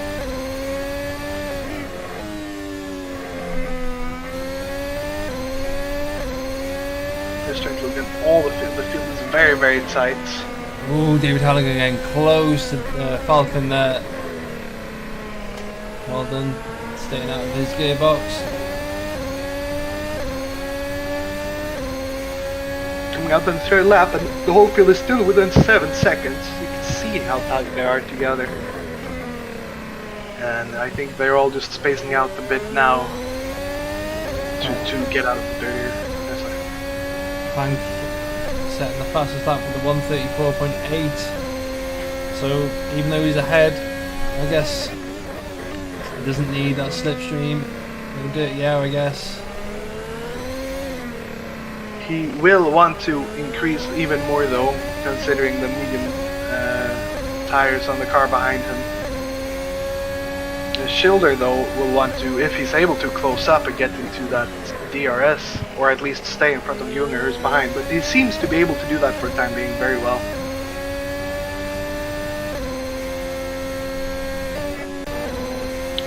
So far it's been very clean racing though, I'm very happy with that, and not any commodities at all. No collisions, sorry. Looking at Douglas Falcon now though, trying to go past Van Dijk on the outside. Does not make it stick.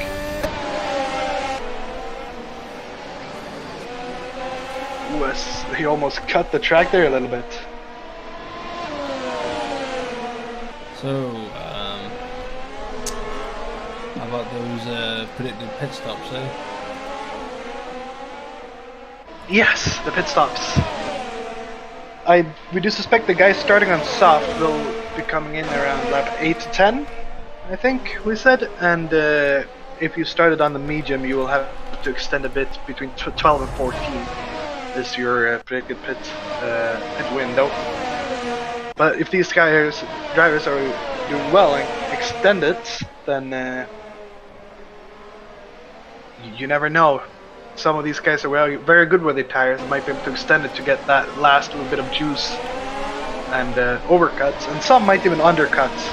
But from what we've seen, I think most drivers will be sticking to the predicted windows for today. Southwood gaining on Younger here. Both drivers on the soft compound tyre.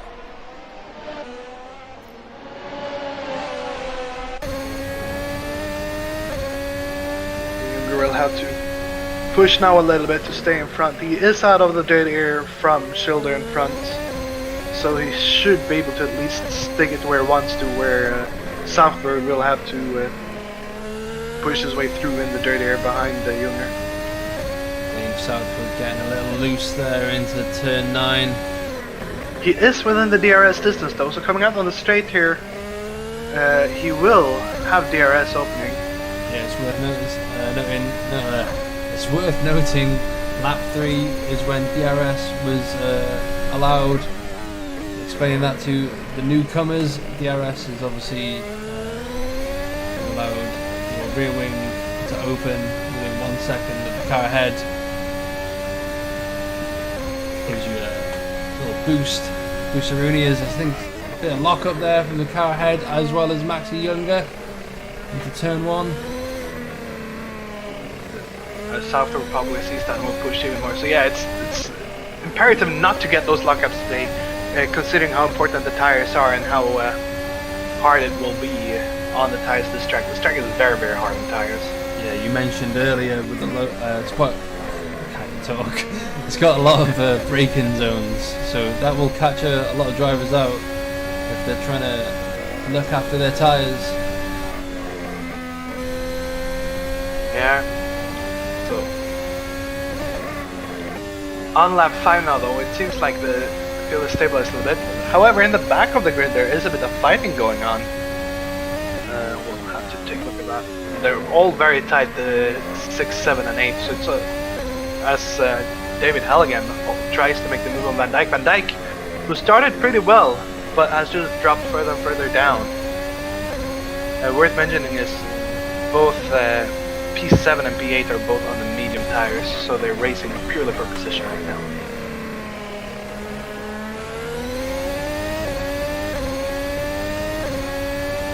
Both with DRS, so that won't help Halligan too much, but Halligan just seems to be a little bit faster than Van Dijk at the moment. He is showing himself in the rearview mirror there, saying, hey, I'm here, but not able to make the pass there. Andreas setting the fastest lap so far, 134. It just disappeared. 2. Yeah, that's impressive considering he is on the medium tires, all the way up there in the front. I think looking at the way he's driving at the moment, it's going to be hard to beat him if he stays this fast with medium tires. Yeah. I'm not sure when the I forget the word now. The cutover time is between the tires when the soft will start losing time. But it should be around now. You should almost see them pitting soon. So. And you can see it now as Schilder is soon actually within the DRS distance behind Hughes. So this closing that gap a little bit. If we compare lap times, Clank Hughes' last lap was a 134.5, so I mean Andreas has got just under 3/10 on him on the slower tyre. That is impressive. Of course the soft tyre is dying out now, but to be able to stick, and look, it's now got DRS, or should have, at least he will on the next straight. And being this quick on a compound that's harder than the other ones, that's really, really impressive. As we now see the DRS open on Schilder's car. Again going faster, 134.2, Jesus. That is, he's just a class of his own. I mean, Clank improved on his lap time, but by what? Less than a 10th? Yeah, that is impressive stuff from Schilder so far. And I think the others will have to push really hard if they want to try to beat him, because doing the fastest lap on a compound that's basically harder than the rest of the field is that is crazy. That's real crazy. I think by the end of the race he will have a big gap if nothing happens. But of course, it's a long race. We just lapped 7 of 41, so a lot of things can happen. And as I say that, he does lock up a little bit.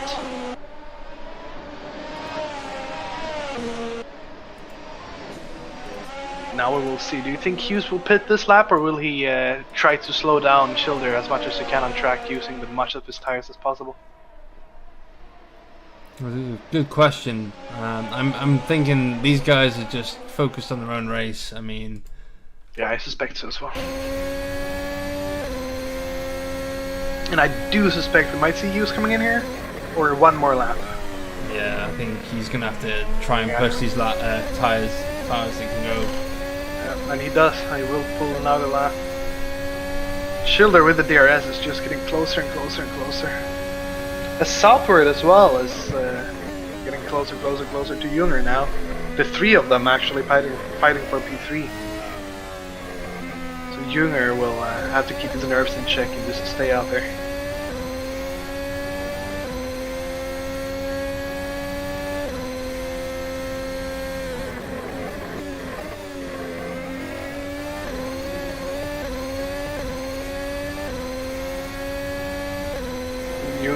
Southward now getting really, really close to Junger.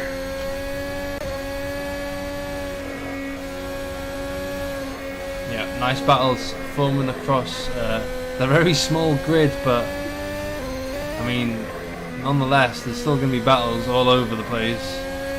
There's still be a pain in the butt to try and focus on all of them. Yeah, as Mix, I was right behind Southward that we're with at the moment, almost actually collided with Southward. They almost collided with each other there, coming out of the corner, so it's real tight, and they're all pushing as much as they can.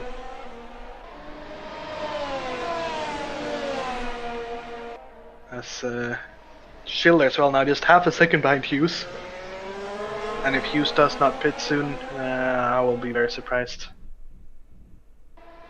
But he does keep on going, so he will use his tires as far as he possibly can.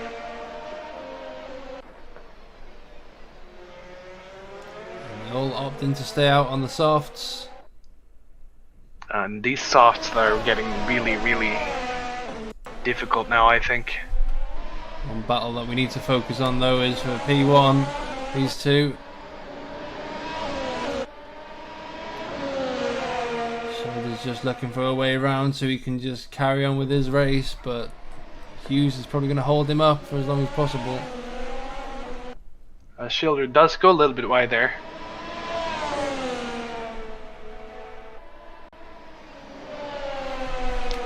But so far, Hughes is out in front, and I think he will do everything he can just to stay in front now, before his pit stop. I don't see why he has to pit, to be honest, until he gets overtaken. No, of course. At the current situation, that's probably the smarter thing to do, to just stay out as far as possible. But he will, as you said before as well, also have to think about his own race a little bit. And yeah, true. When these tires get worn, they really fall off a cliff, and you might get prone to make a mistake. So that will have to be in the back of his mind as well, because having someone behind him, right, he does right now, it's not too easy. And the tires combined with that, you know, might make him risk it a bit too much. But he is staying out for now, so I think maybe they will push him to 12, 13 laps on these tires.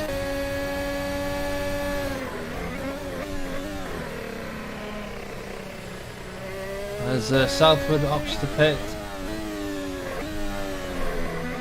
And Schilder getting real close to the rear of Hughes. Real close.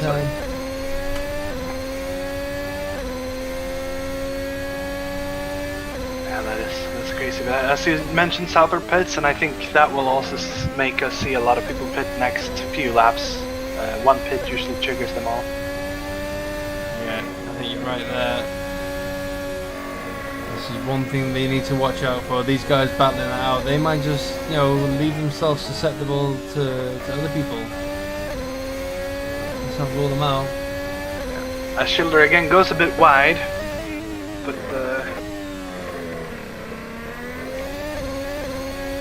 just right in there, and Do you think we will see an overtake on track, or do you think Hughes will be able to keep him in check until it hits? Let's see. I mean, I'm being surprised here by how long Tank is staying ahead. Yeah, he's doing a real good job at the moment. Those tires must be really hard to drive on now. They should be really falling off the cliff now. But as long as he can stay ahead, I mean, that's good for him. It's always easier to, I think, to stay ahead than overtake a car. But if you remove the pressure, of course. But now, look at this. They go side by side into T1. Schilder locks up a bit there and is not able to make the move just yet. But now, still side by side. It's not over, is it? It's not. Oh, look at this. It's mad how far ahead they are as well, even with the battling. And he was still in front though, and he does stay in front. Schilder not being able to overtake. Sorry, we were so quiet there. Just both captured by the moment. Schilder seems to have much wider lines than Hughes at the moment. I'm surprised Hughes is able to make it stick as much as he is. And I must say that was very, very nice turn by both of them. Very respectful and very clean. We see Hughes there with a big lockup though, so I think his tires are done. So it will be interesting to see if he just pulls more and more and basically until it almost gets a puncture if he won't pit this time around. It's gonna be whoever makes the first mistake, I think. These guys are pushing each other. We see how hard it is for Hughes now driving on these tires. He's gonna pit. He's gonna pit, I can tell you. He's not pitting! He's not pitting! Oh my god! And he almost, you can see him getting a small tank slapper there. But he does stay in front for now. Will he be able to stick though through T1? Oh, this contact. Small contact. Still on the inside there though. These guys giving each other plenty of space though. That's nice. Schilder now gets, and I think that will be very difficult for Hughes to take back. But they're still side by side. As Hughes takes that corner very nicely, he comes out in front. Oh my Does he? They're still side by side. Oh, they contact! No! That was bound to happen, but I think we will hear about that after this. And now look at Maxi in the background there. I know. I told you it was gonna happen. It was so clean for so long, though. It's surprised it did not happen earlier. Schilder's not gonna be happy with that now. Maxi is closed down from 7 to 2 seconds in the blink of an eye. Maxi's thirsty. Oh, he's gonna be pushing hard now. Maxi has he pitted? Do you know? He must have. No one knows pitted no.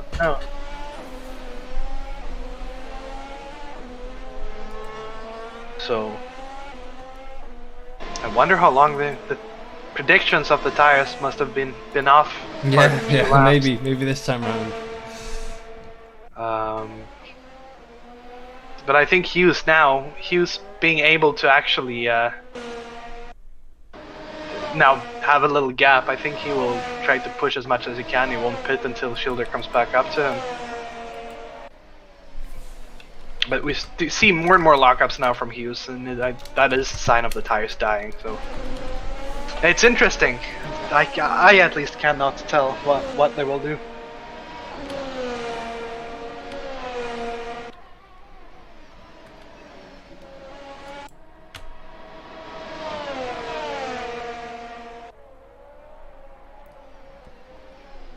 Southwood will be looking to make his way through the field on the new set of mediums, as well as Mixer.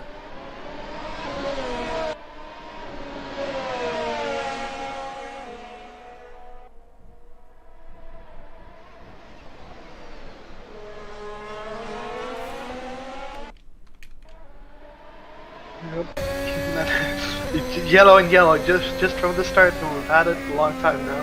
again, southward, chasing Mesa now. It'll be interesting to see what happens. Both now on the medium tires.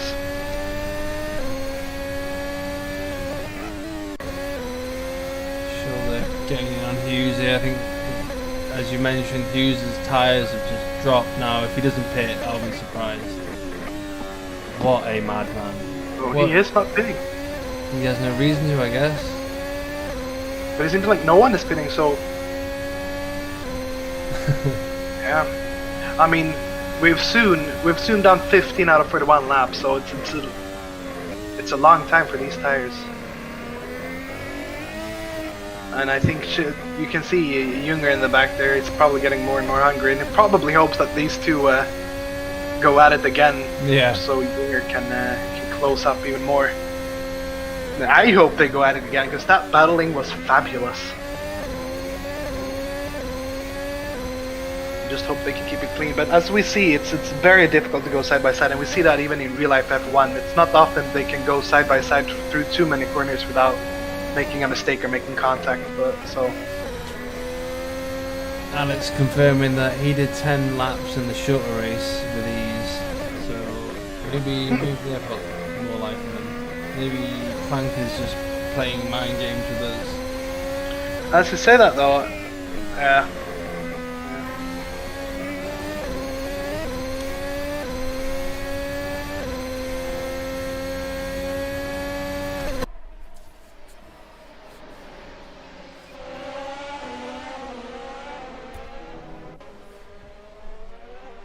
Dave Southwood must be furious, stuck behind Mix MOT from who was, I believe, has fresher mediums than him, having pitted a lap after. As Andreas pits before Clank. Andreas on the medium tires. So that is interesting. If we get into the bit of boring and technical details, in real life we have this sometimes, but to have it in the game where it's basically hard coded to last longer, that is. Wow, he must have just used so much tires in the dirty air that he will have to pit before, and maybe he's trying a new strategy call. Putting out another set of mediums. So he will have to pit again, as he comes out ahead of Falcon. No, Mix MOT from.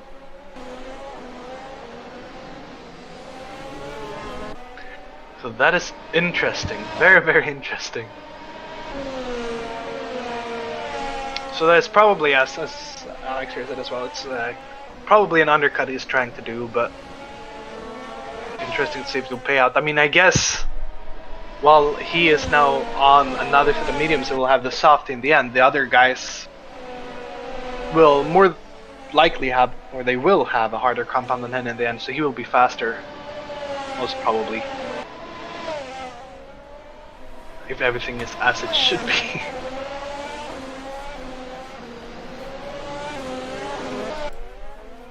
Question is, does he stay out another lap? And we got a question about Falcon with tires on. Falcon's currently on soft, so we have Clank Hughes and Maximal Junger on soft, as well as Falcon and the rest on mediums at the moment, just to keep you guys updated. Clank finally pits.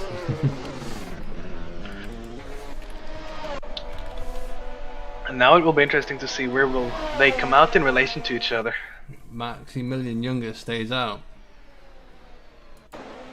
Surely. Oh, whoa! Did you see that? Yes. What was that?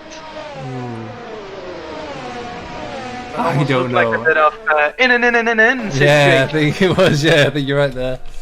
Who pitted then? And as they go side by side into the pits there. Maybe he saw them pitting in front and thought, I gotta keep him in check. I gotta pit as well.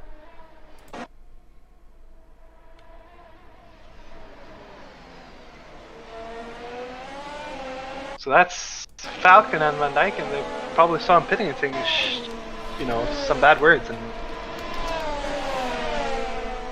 And that we will definitely hear about after the race. That was a bit of unsure pit entrance, don't you say? Yeah, that was an interesting one, definitely. It's not a race if it's not any Now I lost the word. I just had it. As Andreas looks to make his way past Halligan for second place. Obviously they're both battling for position here. This is completely allowed. Halligan on a completely different strategy, even though they're both on mediums. Yeah, as Junger still out on his softs, which is just incredible.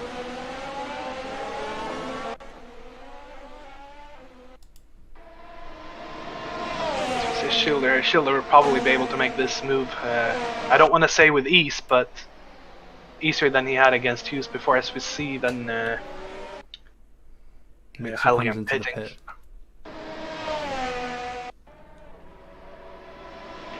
But Schilder now with a bit of a gap there. The undercut did work. Oh yeah, you're right.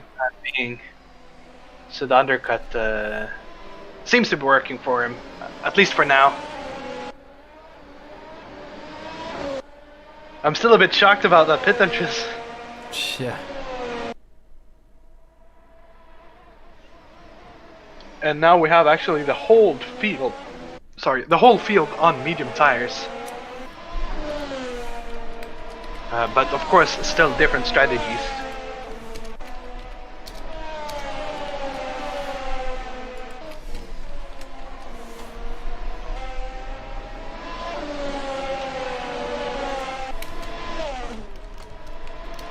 Oh, wow.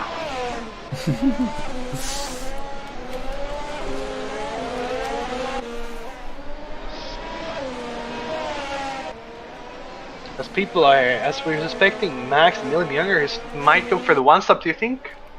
If he's able to push his soft 17 laps, he surely will be able to push these laps more than 20. Or, sorry, these tires, the medium tires, more than 20. We'll see. If he's get the clean run. But yeah, that's a bit of strategies going on, all different at the moment. Very, very interesting. As Hughes is actually sticking with Schilder for now, though. It seems the gap is not increasing in the last few laps. As I say that, of course, Schilder puts in the fastest lap, but it's been almost the same for quite a few laps now.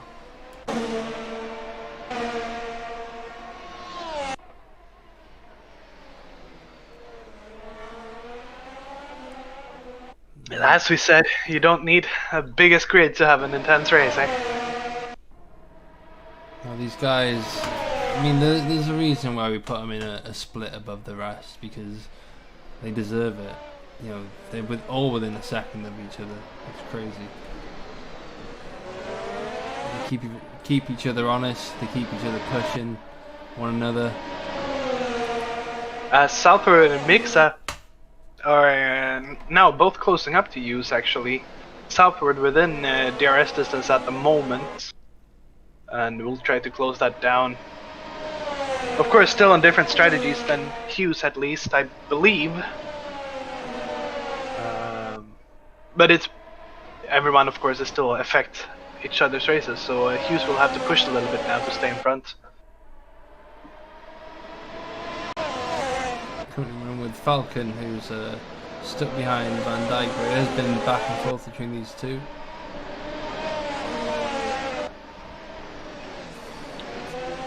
Van Dijk, who it's not the race I think he wanted, but he has the soft tires in the end compared to the guys around him, so he will be a bit faster. Schilder again sets the fastest lap of the race, 33.5. That's nearly a whole second on Crank Hughes. Yeah, suddenly the gap went. I think he heard me saying that the gap was not increasing that much, and he decided to put his foot down a bit. As well as the gap between Mix and Southward has increased a little bit as well.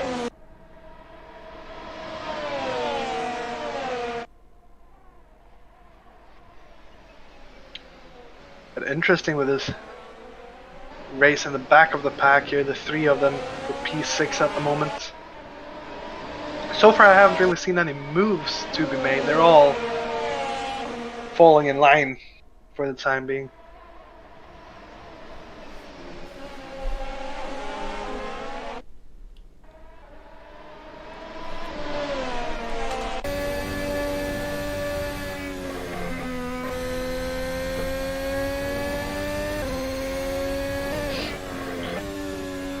soon. 2 more laps and we'll be coming up to the half race midpoint. What do you think, Kilgore? Our prediction about Schilder looking good for now, yeah? I mean, the undercut has worked for him at the moment, but it's still early days. You know, Yeah. maybe he did just need that clean air to set him free in that sense. I see again makes a fastest lap 32.9. That is incredible. He's just pushing now. Yeah. And keep in mind, while the others will have the mediums again to go, probably he has the soft still that he must use Schilder in the front, so he still have a faster tire to go at the end of the race. Yeah, I get you, but I still think he sacrificed his first stint on the mediums. Definitely finished them way too soon, so he will have to extend on this mid stint or on the softs. Yeah, you are very right. But considering he did not put much differently from Junger, who also pushed very, very far in his softs, it's hard to tell. I mean, they have gone further than we thought so far. But 15 laps will be a nice kind of benchmark to compare to now.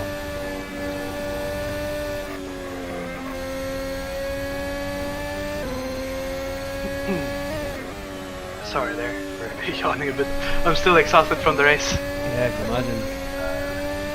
I can actually tell the guys while we have a little bit of comp time now what drivers might be going through. Myself, the race we just did, my VR actually broke a bit. I was blind on my left eye. I drove with one eye, so things like that can happen to everyone. And I mean, these guys are not driving probably.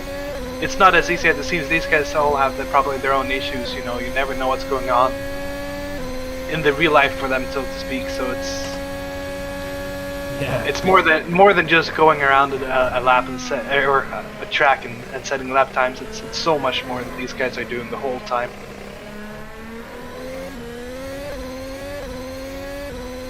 As Falcon there actually walks up a little bit.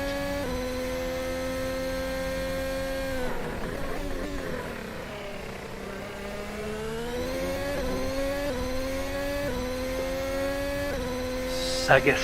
Sorry. I was going to say 6-second gap here to Andreas Schilder now. Like Hughes kind of just falling off the pace here. Yeah, his mix actually is coming up real close to him now.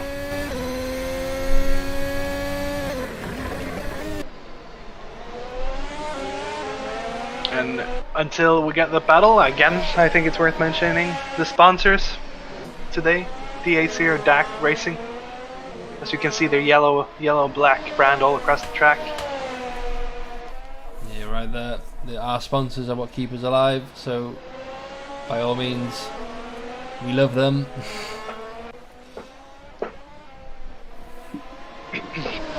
Looking at Mixa now, he does not actually have his DRS open. I think it would, but probably coming around now, the start-finish straight, this DRS will pop open.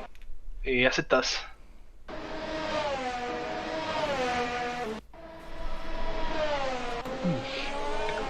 Do you have track of the pit stops? Because I lost touch a few laps ago. So we had Schilder pit on lap 15, Hughes pit on lap 16, along with Falcon and Dyke, and then Maximilian on lap 17.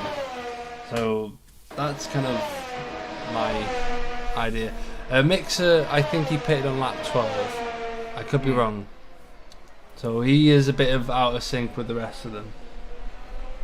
I know that he pitted a lap after Southwood, maybe even 2. He might have even pitted on the same lap. This is the kind of strategy calling that you expect here at Formula Trout.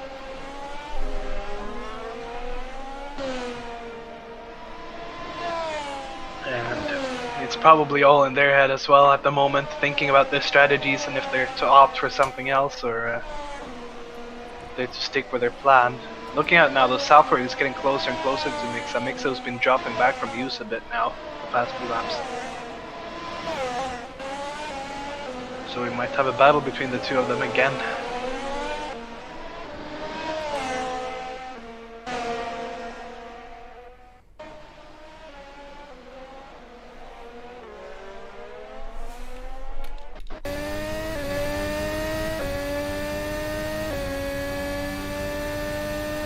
as of course I need to correct myself, as that yellow and black and yellow before it. It's yellow and blue, of course, for the DAC Racing sponsor for today. It's not the yellow and blue. Yeah. Looking at now, Southward is just getting closer and closer and closer, and I think within a lap or two's time he will be fighting for a P3 against Mixa. Well, it's worth noting that Dave Southwood did pit before Mixa Latifi, so he will have all the tyres, I believe, and he has been stuck behind Mixa for quite a while now. But who knows? He might have been looking after them, and he might have a kind of a second wing.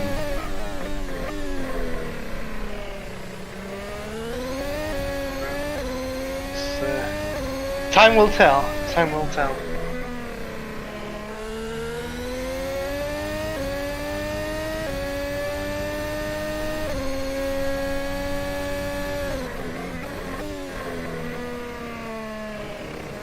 Currently no direct on-track battles though. I guess we were a bit spoiled there in the starts. No, you're right there.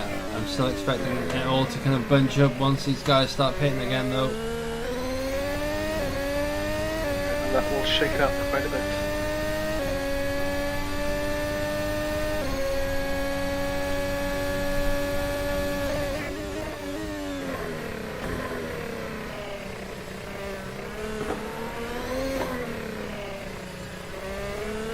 I also think it's a matter of each car's different setup kind of applying to different parts of the track as well. So you might find that Southwood's car suits Sector 1 a bit more, but Mixer tends to pull away here in Sector 2. Yeah. It all evens out. These guys have obviously been practicing for the last 2 weeks. They've dialed in the setup to their own, driving standard. Van Dijk, what's happened to Van Dijk here? He's spun, he's facing the wrong way. Van Dijk, whose race started bad and is now getting worse, is not going to be happy about that. Qualifying in P4, I think he's actually now last overall. Even with P2. He had a good qualifying for his standards, to be honest, and that's not to put him down. He's a good driver. Sometimes a little on the edge, some drivers might say, but he always puts on a good show. But it's a shame to see him so far down the grid. Yeah, As Dave Southwood opts to come in.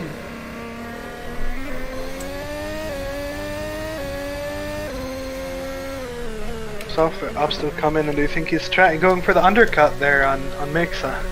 It must be way too early for pitting now, no? I mean, he has to try something, but that's soft, medium, surely, yeah. That'll bring him out ahead of Falcon. But I think that will be just on the edge for the tires. Maxi in no man's land here at the moment. As we have a three-way battle now all of a sudden between Southward, Halligan and Falcon. They were going side by side there on the pit exit, but it seems like they just sorted themselves out. As Halligan is having a look there on Southward. Oh! Falcon spins! He manages to hold on, but he is having to slow down. Yeah. I just cut it. Actually surprised how well he managed to recuperate from that, because a lot of drivers would have just ended up in that wall. The fact that Southwood is holding up Mixer, well, not Mixer, who am I saying? Halligan is helping Falcon, to be honest. Yeah, of course, but it's all a part of racing. You cannot be held up. So I think in Southward there, it's weird because he is on the fresher tires now. He should be quicker than both of them. Seems like he's just struggling at this point of the race. Mixer Motti for pitting as well. That will be interesting to see where they come out in relation to each other. Now Mixa does want to come out in front of the whole pack, because coming out behind them they will not be happy about. As he is out far in front actually. Nice. That's a good 2 seconds. in-lap. Yeah, very good in Also lap, and mediums. he will be very happy with himself after that.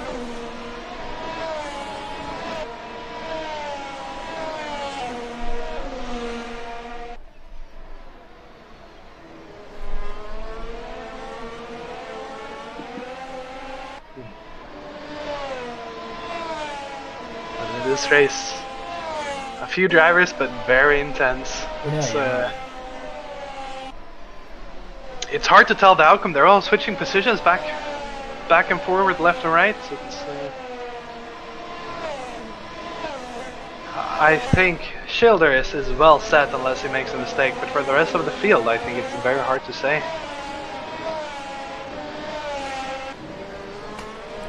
There will be a point where his times will drop. As you see, they're now in the 33s. Yeah, of course, keep in mind though, Schilder still has to put on another compound, so we'll put on the soft. And I bet you that he will put in the fastest lap after the fastest lap once they come on the car. Yeah, you're right. We saw Maxi doing 16 laps on the soft tires. So technically Schilder can put them on whenever he wants to now.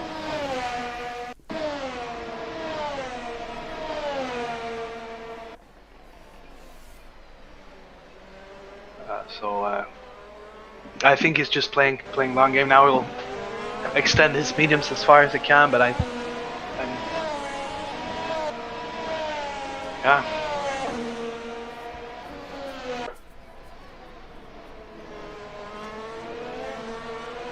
It'll really just be down to when Clank Hughes pits now. I think that's what he'll be keeping an eye out on.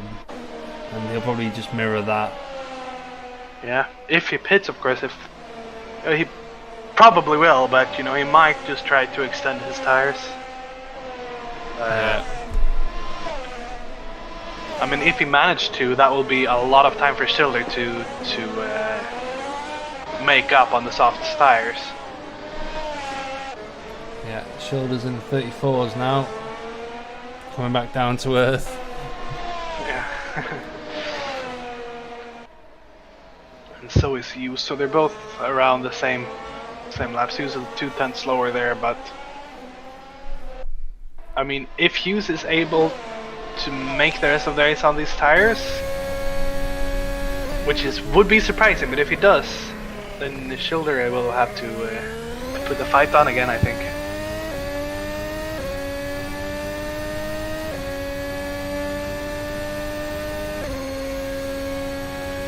"13 laps to go. Schilder could put them on in time." Well, this will be interesting to see when he makes the call. We see Schilder still being a little bit faster than used on those same type of tires though. The Souther is getting closer to Mixa again. It'll be interesting to see what Hughes does, because obviously he still technically has to pit as well, but does he? Is he going to counter what Schilder does? Because, you know, Schilder does have to pit, we know that. He's done that twice. Whether or not Hughes knows that, he hasn't pitted for softs. If you get what I'm saying. Yeah. So it is just down to, you know, basically what Hughes does. As Schilder's back into 33s. You would think Hughes has an eye on Schilder though. I'm thinking about it. The thing is, if Hughes does not decide not to pit, and it will be around 30 seconds for Schilder to make up. No, sorry. 10 seconds. It's a nice short pit here, to be honest. It's not too bad. Yeah. But if he's unlucky, Schilder might come out behind Junger as well. Depending on what Junger does. So I mean, that all comes into play. So I think Schilder might just try to increase his gap now as much as possible to prevent that from happening when he pits. Junger is closing down though a little bit on Hughes at the moment.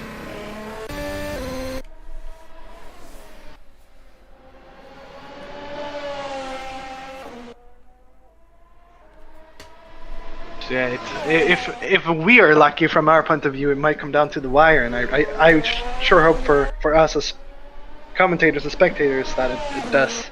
Yeah. I think it's not over yet. We're just seeing some kind of magic behind the curtains happening right now. Yeah. As we're coming up soon to 11 laps. A very slow lap by Schilder's standards. Yeah, and I think that might... Oh, but there's slow laps all around now, so...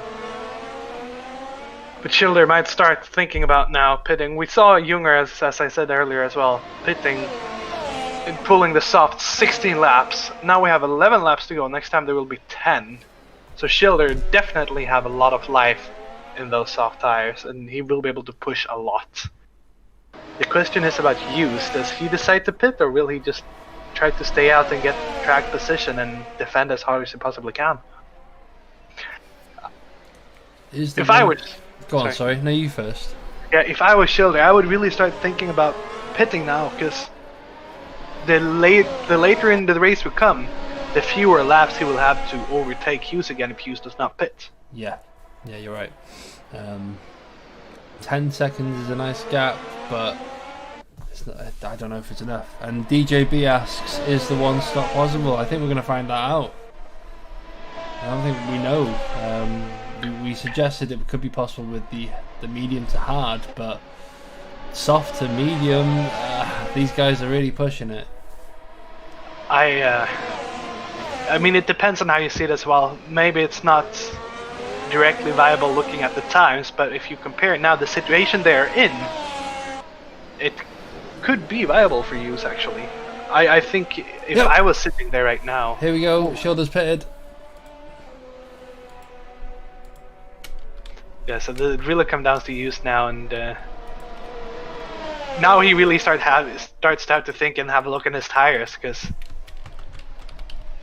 yeah, it will be difficult for him to do anything else. I think the best option for him is to stay out and just try to defend as hard as he can, because pitting again now will... I don't think anyone else is pitting behind Hughes. I think everyone's going to try and do the one stop. Yeah, I suspect so.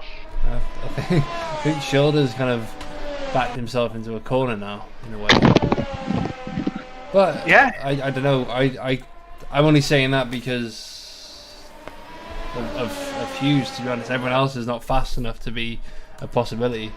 No, but I totally agree. Schilder might have made a mistake here with his strategy. He will really have to put in a lot of effort. There's 10 laps and 10 seconds, but he also has to get past. Just wait until next lap when he comes around, and once he's done this out lap and has done one flying lap, the times will be quick. Yeah, I mean, I think we're going to see those seconds fly with each lap, but I don't think we should rule out Hughes just yet. We saw Definitely not. We saw him on the first stint. We saw what he's capable of. Yeah, he was splendid on those older soft tires to keep the track position and start. So yeah, it all comes down to now. I think we will have a very exciting race here, end of the race here. As Schilder will also have to deal with this traffic, so that as well is a negative impact on him. I mean, you say traffic, I think it is just Van Dijk. Yeah, a little tiny bit of traffic. It might be a 10, depending on where Van Dijk holds him up. Yeah. But I mean, considering this, I mean, not that it should be any dirty play in that sense, but I mean, it's already too late to make this comment, but Paul Magzire is Van Dijk's teammate. Paul Magzire is Andreas's championship rival. He could have held him up a bit longer. Is all I'm saying. Yeah, I don't think there would be any happy faces about that anywhere. There's Halligan pits. And I think this will come down to the wire now. Looking at the gap is closing quick now, though. Coming around, there will be what, 8 laps to go. Yeah, but he's already just shook nearly 3 seconds. Yeah. As we see Hughes here now, let's see what times they're making. Hughes with a 34.3. And Schilder, Oh, 31.7. there you go. Christian's cutting. That's 3 seconds, more or less, at the moment of lap. And yeah, it will be close, but Hughes will have to put up a fight, a real fight, if he wants to stay in front, I think. Yeah, I just don't think. I'm thinking Hughes wishes the lap count was 5 laps shorter. Oh yeah, definitely. But it's not over, and Schilder still have to pass. And I mean, even though he's faster, passing is harder than catching. So Hughes is probably driving for his life at the moment. Yeah. But he's good in these moments. He's proven this at the start of the season in Australia several times. He's won, in the past in this league. He's a champion here at Formula Trout. So this is the kind of drives we expect from Clank Hughes. Yeah, and both of them will just have to have nerves of steel. I think that is what it will come down to in the end now.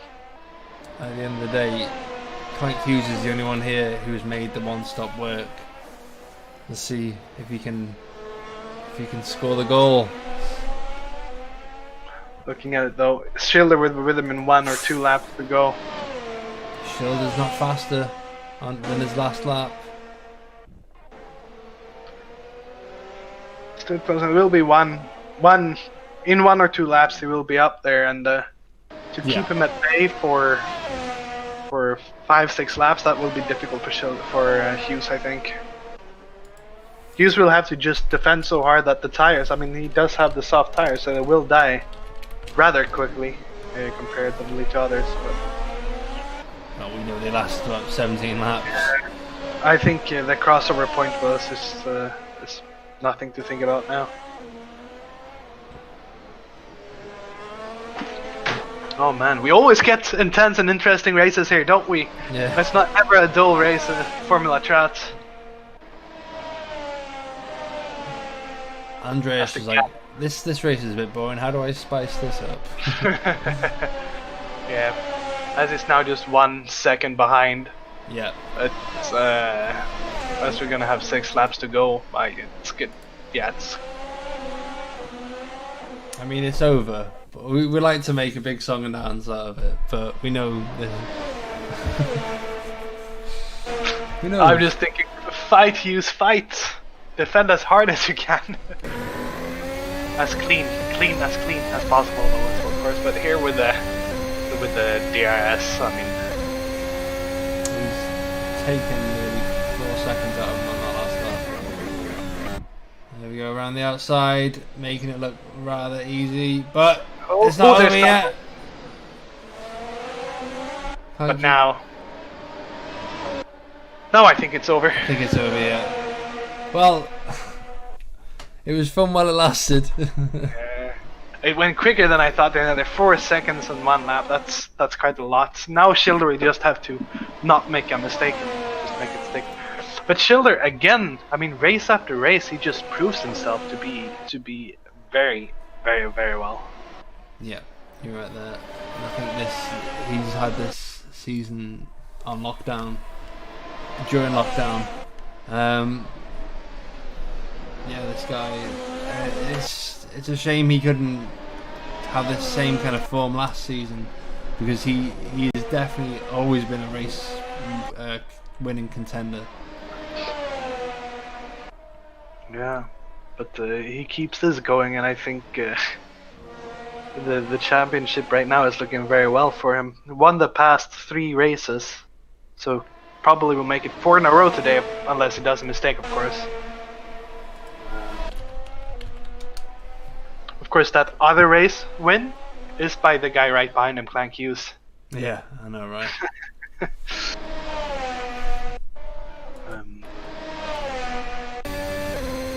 So yeah, it's I mean, it's amazing what Schilder does. It's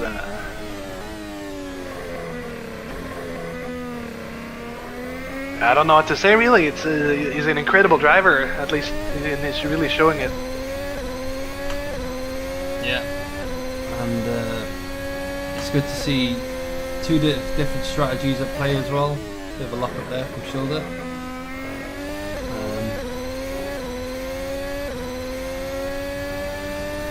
But yeah, it's also nice to see the 2-stop strategy beat the 1-stop. You know what I mean? It's like people still tried the 1-stop. You know, it didn't work out, but it's also nice to see 2-stop is the superior one. I don't know, man. It's just. Yeah, as Southward and mix size are getting real close to Junger now, really up his gearbox mix size. So Junger will have to put up a little bit of fight here as well. I did not see that coming, but now they're side by side here. Yeah. Ooh, as Junger really squeezes Mix out. Junger must have had a bit of an issue or something, because yeah, you're right, he's all over them. They're all over him. Yeah, and I think it's most of all is playing into Southward's hands actually. Looking at it now, with 2 of them, Southward, Mix and Southward gets DRS, and ooh, that will be tight. But Southward, I think, makes the smart move, tries the switch back, not being able to make anything of it yet, coming out to start-finish straights. Southward is looking everywhere. Will they try to dive on the inside? No, both go to the outside, and Junger really well defending there, putting his car right in the right place. Ooh, it's the contact between Mix and Southward. But positions stay as is for now. Southward really having a look on Mixa now. Mixa having to defend. Oh! Southward makes a mistake. So, if I'm not... Oh no, I am wrong. Okay, so Southwood pitted lap 11 and then pitted on lap 25. Maxi pitted on lap 17, and basically, yeah, he's making these tyres stick. Yeah, but it's you can see the tires are in a bad condition, because these 2 guys are now definitely all over him. Yeah. So with 4 laps. Sorry. Mixer technically has the upper hand with the fresher tyres, but only by 1 lap. Southwood, yeah, should have Maxi quite easily as well. Seeing as, yeah, Maxi has 5, 6, 7, 8, technically 9 lap old tyres in comparison to those guys. Yeah, but Maxi, as we have seen time and time again, is a splendid defender. When it comes to the time where he has to defend, it's more often than not he's surprisingly well at keeping his position, and I think we will see a masterclass again today. Again, another former Trout League champion, 3-time Trout League champion, I must admit. So this is, I mean, to be expected from him. He's just using those 2 against one another perfectly. Yeah, as they now start to fight. Ooh, what's this contact? Ooh! Oh, he recovers it. Southward there. That will definitely help Junger. And that resets the race a bit for the 3 of them now. 3 laps to go. Junger will have to put up a fight here as well, I think, but he, at the moment, is doing well. Slight lock up there, though.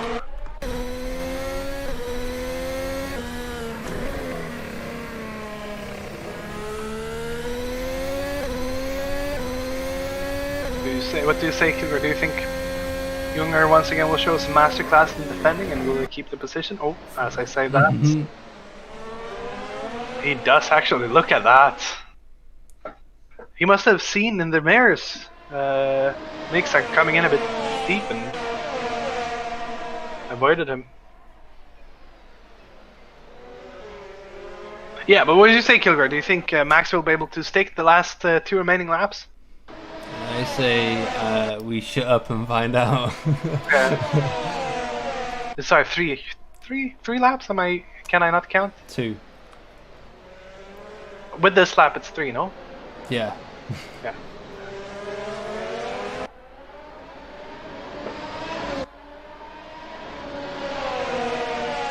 I don't know. I don't. It's a tall order, but he's doing really well. He's just parking the car perfectly, and these guys are very eager to get past him, so they're more likely to make a mistake. Yeah, and he is doing well in backing them up into each other, which is helping him a lot.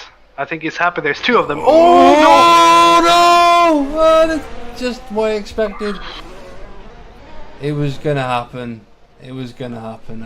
He shouldn't be disappointed. I mean, it was always gonna be a tall order. As he does collect southward a bit as well in that. It was looking like it's going to be clean, but Mixa, I don't think he enjoys it, but I think he will be happy about that, giving him plenty of breathing room now. Yeah, just what you want to see. Of course, not the way you want to win a fight against others, but it still puts him on the podium position. Not that I think Clank is pushing himself every lap, to be honest, seeing as his last lap was a 1:35, but Andreas has got 16 seconds on Clank. I mean, that's just the one stop. Obviously, just the tyres dropping off and whatnot, but that's crazy.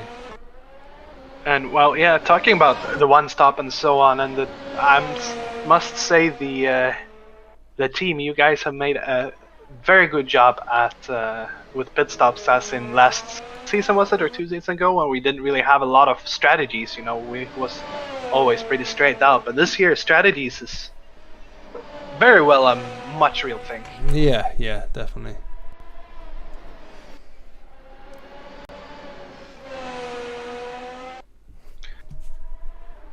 As I calm down a bit, that was a very intense fight as well with Maxi and the 2 of them, Maxi, Southward, and Rolling with Andreas Schilder, who's pretty much been in a league of his own, to be honest, this whole season. But this race, the only real contender was Clank Hughes, who put up a great fight, but even on a different strategy, he wasn't really able to kind of fend off against Schilder and his raw pace on medium tyres alone. But yeah, be interested to see what happens going into the next race. Yeah. It's yeah. Looking at it now. Last lap, Schilder has almost a 20-second lead. That's almost a pit stop. Yeah, he could just pit now if he wanted to. Sorry guys, I'm too tired to drive that last lap back to the pits.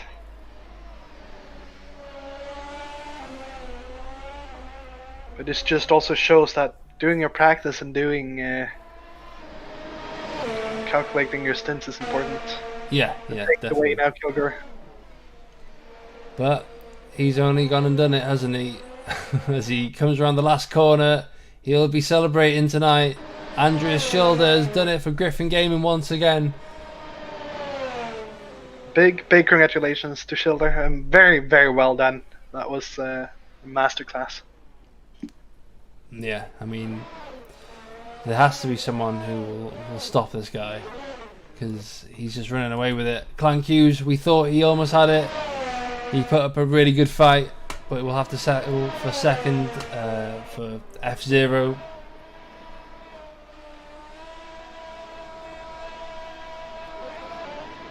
Both of them celebrating with donuts here, though.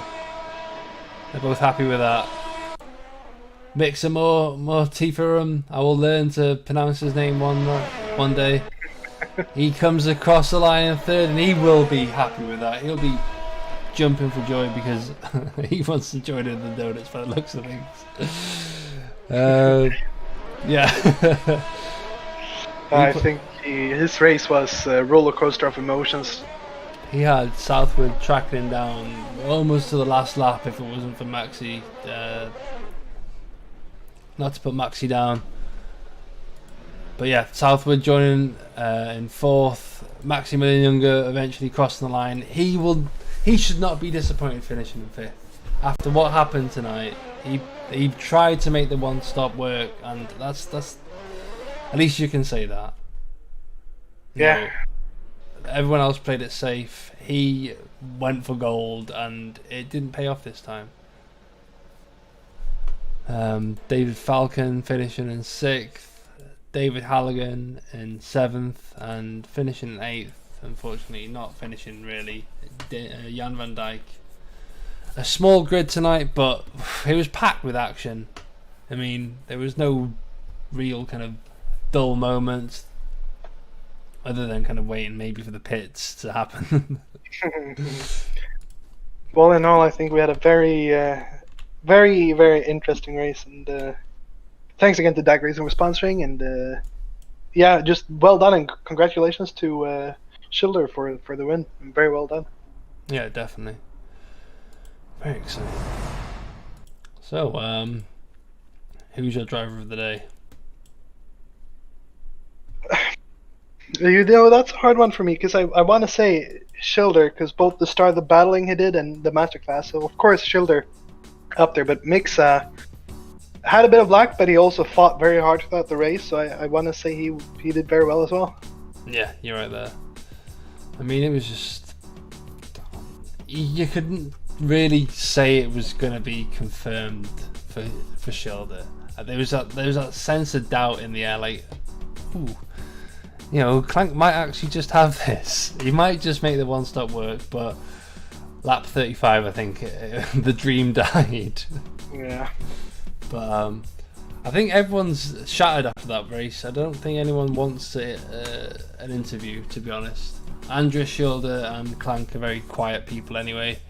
Maxi's probably just thrown his microphone across the room in anger.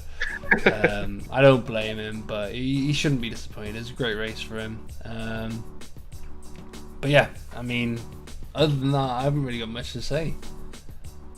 What about you? Me neither. A big thank you to everyone, and thank you Kilgore for streaming and letting me co-commentate. Yeah, man. I mean, it's always a pleasure to have you alongside, and I think we have a nice little dynamic going on. Yeah. But yeah, let's leave it at that, eh? So yeah, thank you everyone for joining us tonight. Everyone who stuck around as well, you know, for both races. I know it's a long night, but it's very exciting. And what else is there to do on a Saturday night, eh? It's not like you can go to the pub. Oh wait, it's July the 4th. I'm going to the pub. Alright, see you later, guys. See you later, man. Have a good night. Have a good night, guys.